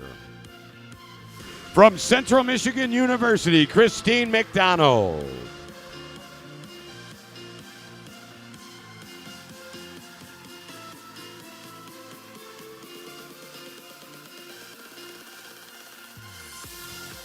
Ladies and gentlemen, congratulations and a warm round of applause to all our 2022 MAC Gymnastics Award winners.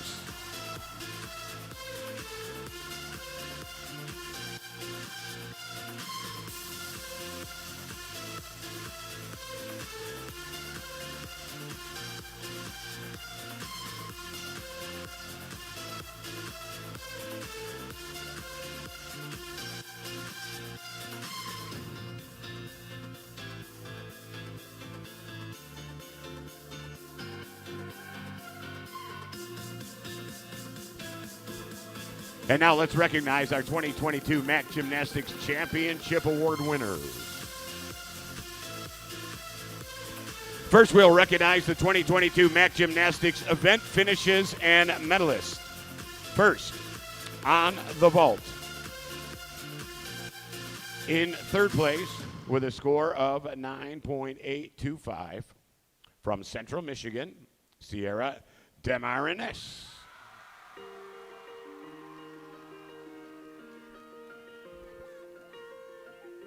In second place, we have a large tie with a score of 9.850 from Ball State, Suki Pfister. From Ball State, Victoria Henry. From Central Michigan, Hannah Demers. From Kent State, Carly Franz. And from Western Michigan, Sarah Moravensky. And now in first place on the vault, we have a tie with a score of 9.875 From Central Michigan, Katie Kowalski. And from Western Michigan, Hallie Faulkner.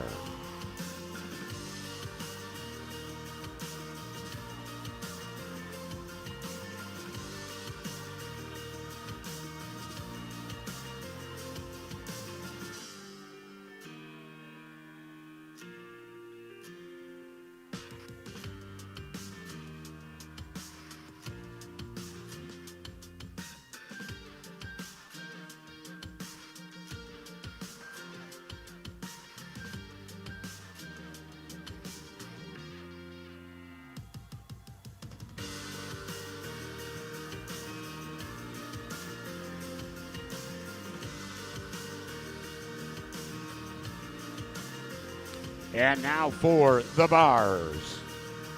In third place, we have a tie with a score of 9.850. From Ball State, Sandra Elsadek. From Central, Adriana Bastello. From Northern Illinois, Leanna Roman. And from Western Michigan, Donna Catherine Roy. In second place, we have a three-way tie with a score of 9.875. From Central Michigan, Leah Kamisiak. From Central Michigan, Hannah Demers. And from Northern Illinois, Alyssa Al Ashari.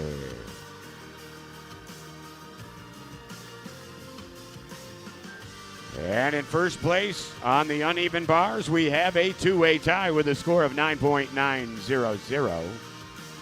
From Eastern Michigan, Ella Chamati. And from Northern Illinois, Natalie Ham.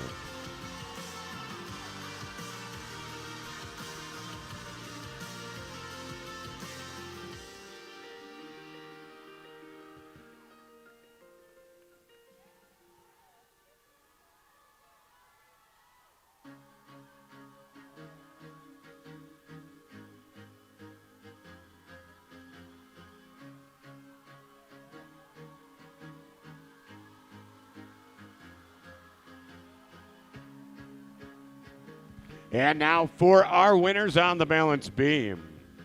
In third, we have a tie with a score of 9.875. From Central Michigan, Adriana Bastello. And from Kent State, Riley Danielson. In second place on the beam, we have a two-way tie with a score of 9.90. From Central Michigan, Morgan Tong. And from Western Michigan, Amanda Gruber.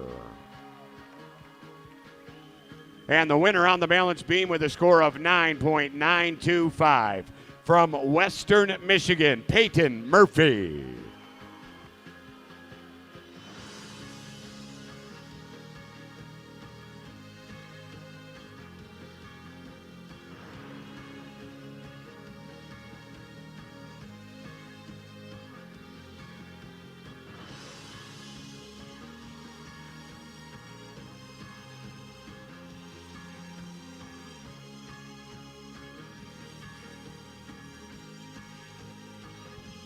And here are the scores for the floor exercise.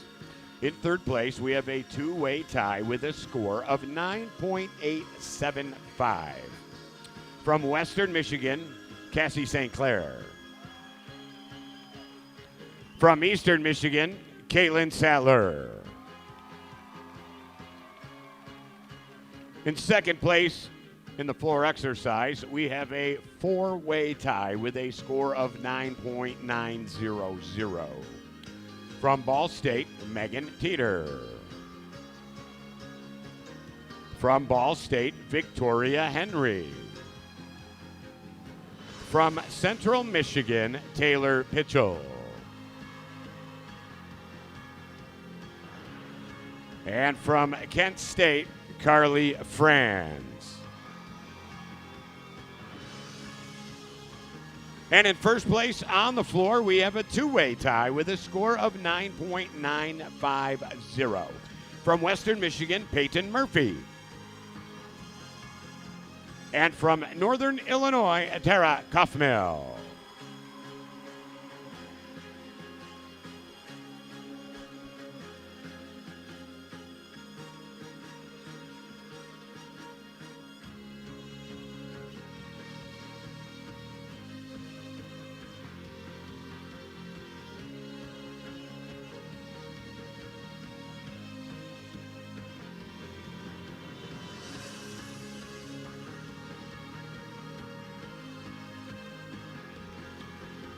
And now for the all-around results. In third, with a score of 39.150, from Western Michigan University, Danny Petrosa.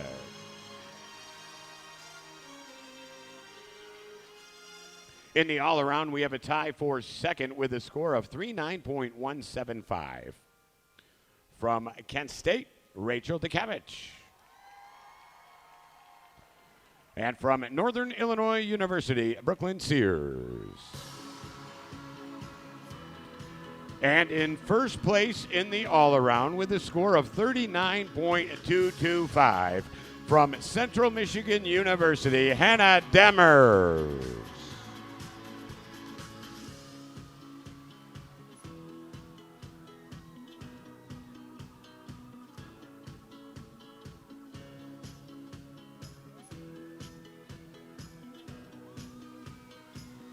And now for our team awards.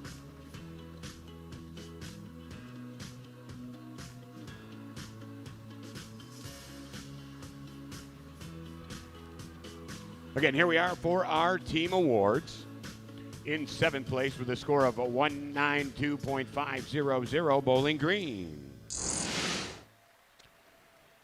In sixth with a score of 195.025, Eastern Michigan. In fifth with a score of 195.325, Kent State. In fourth with a score of 195.900, Ball State. In third with a score of 196.075, Western Michigan. In second with a score of 196.125, Northern Illinois University. And the 2022 MAC champions with a score of 196.275, Central Michigan University.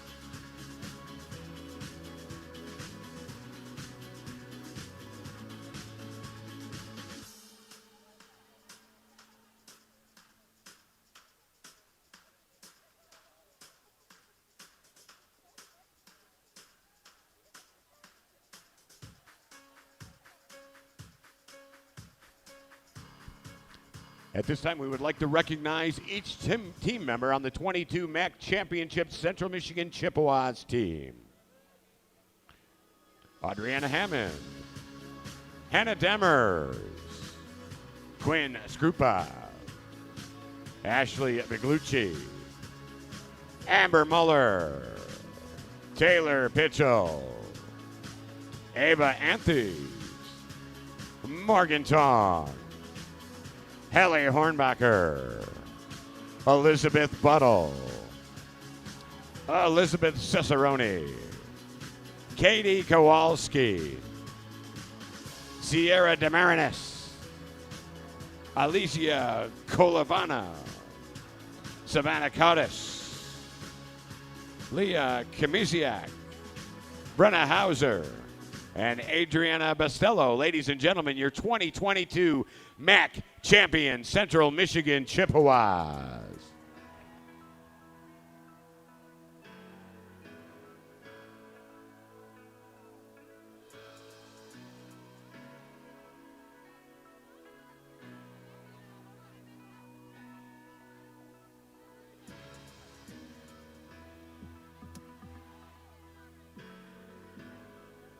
And now, Associate Commissioner Kristen Williams will present the 2022 MAC Gymnastics Tournament Championship Trophy to head coach Christine McDonald and the Central Michigan Chippewas.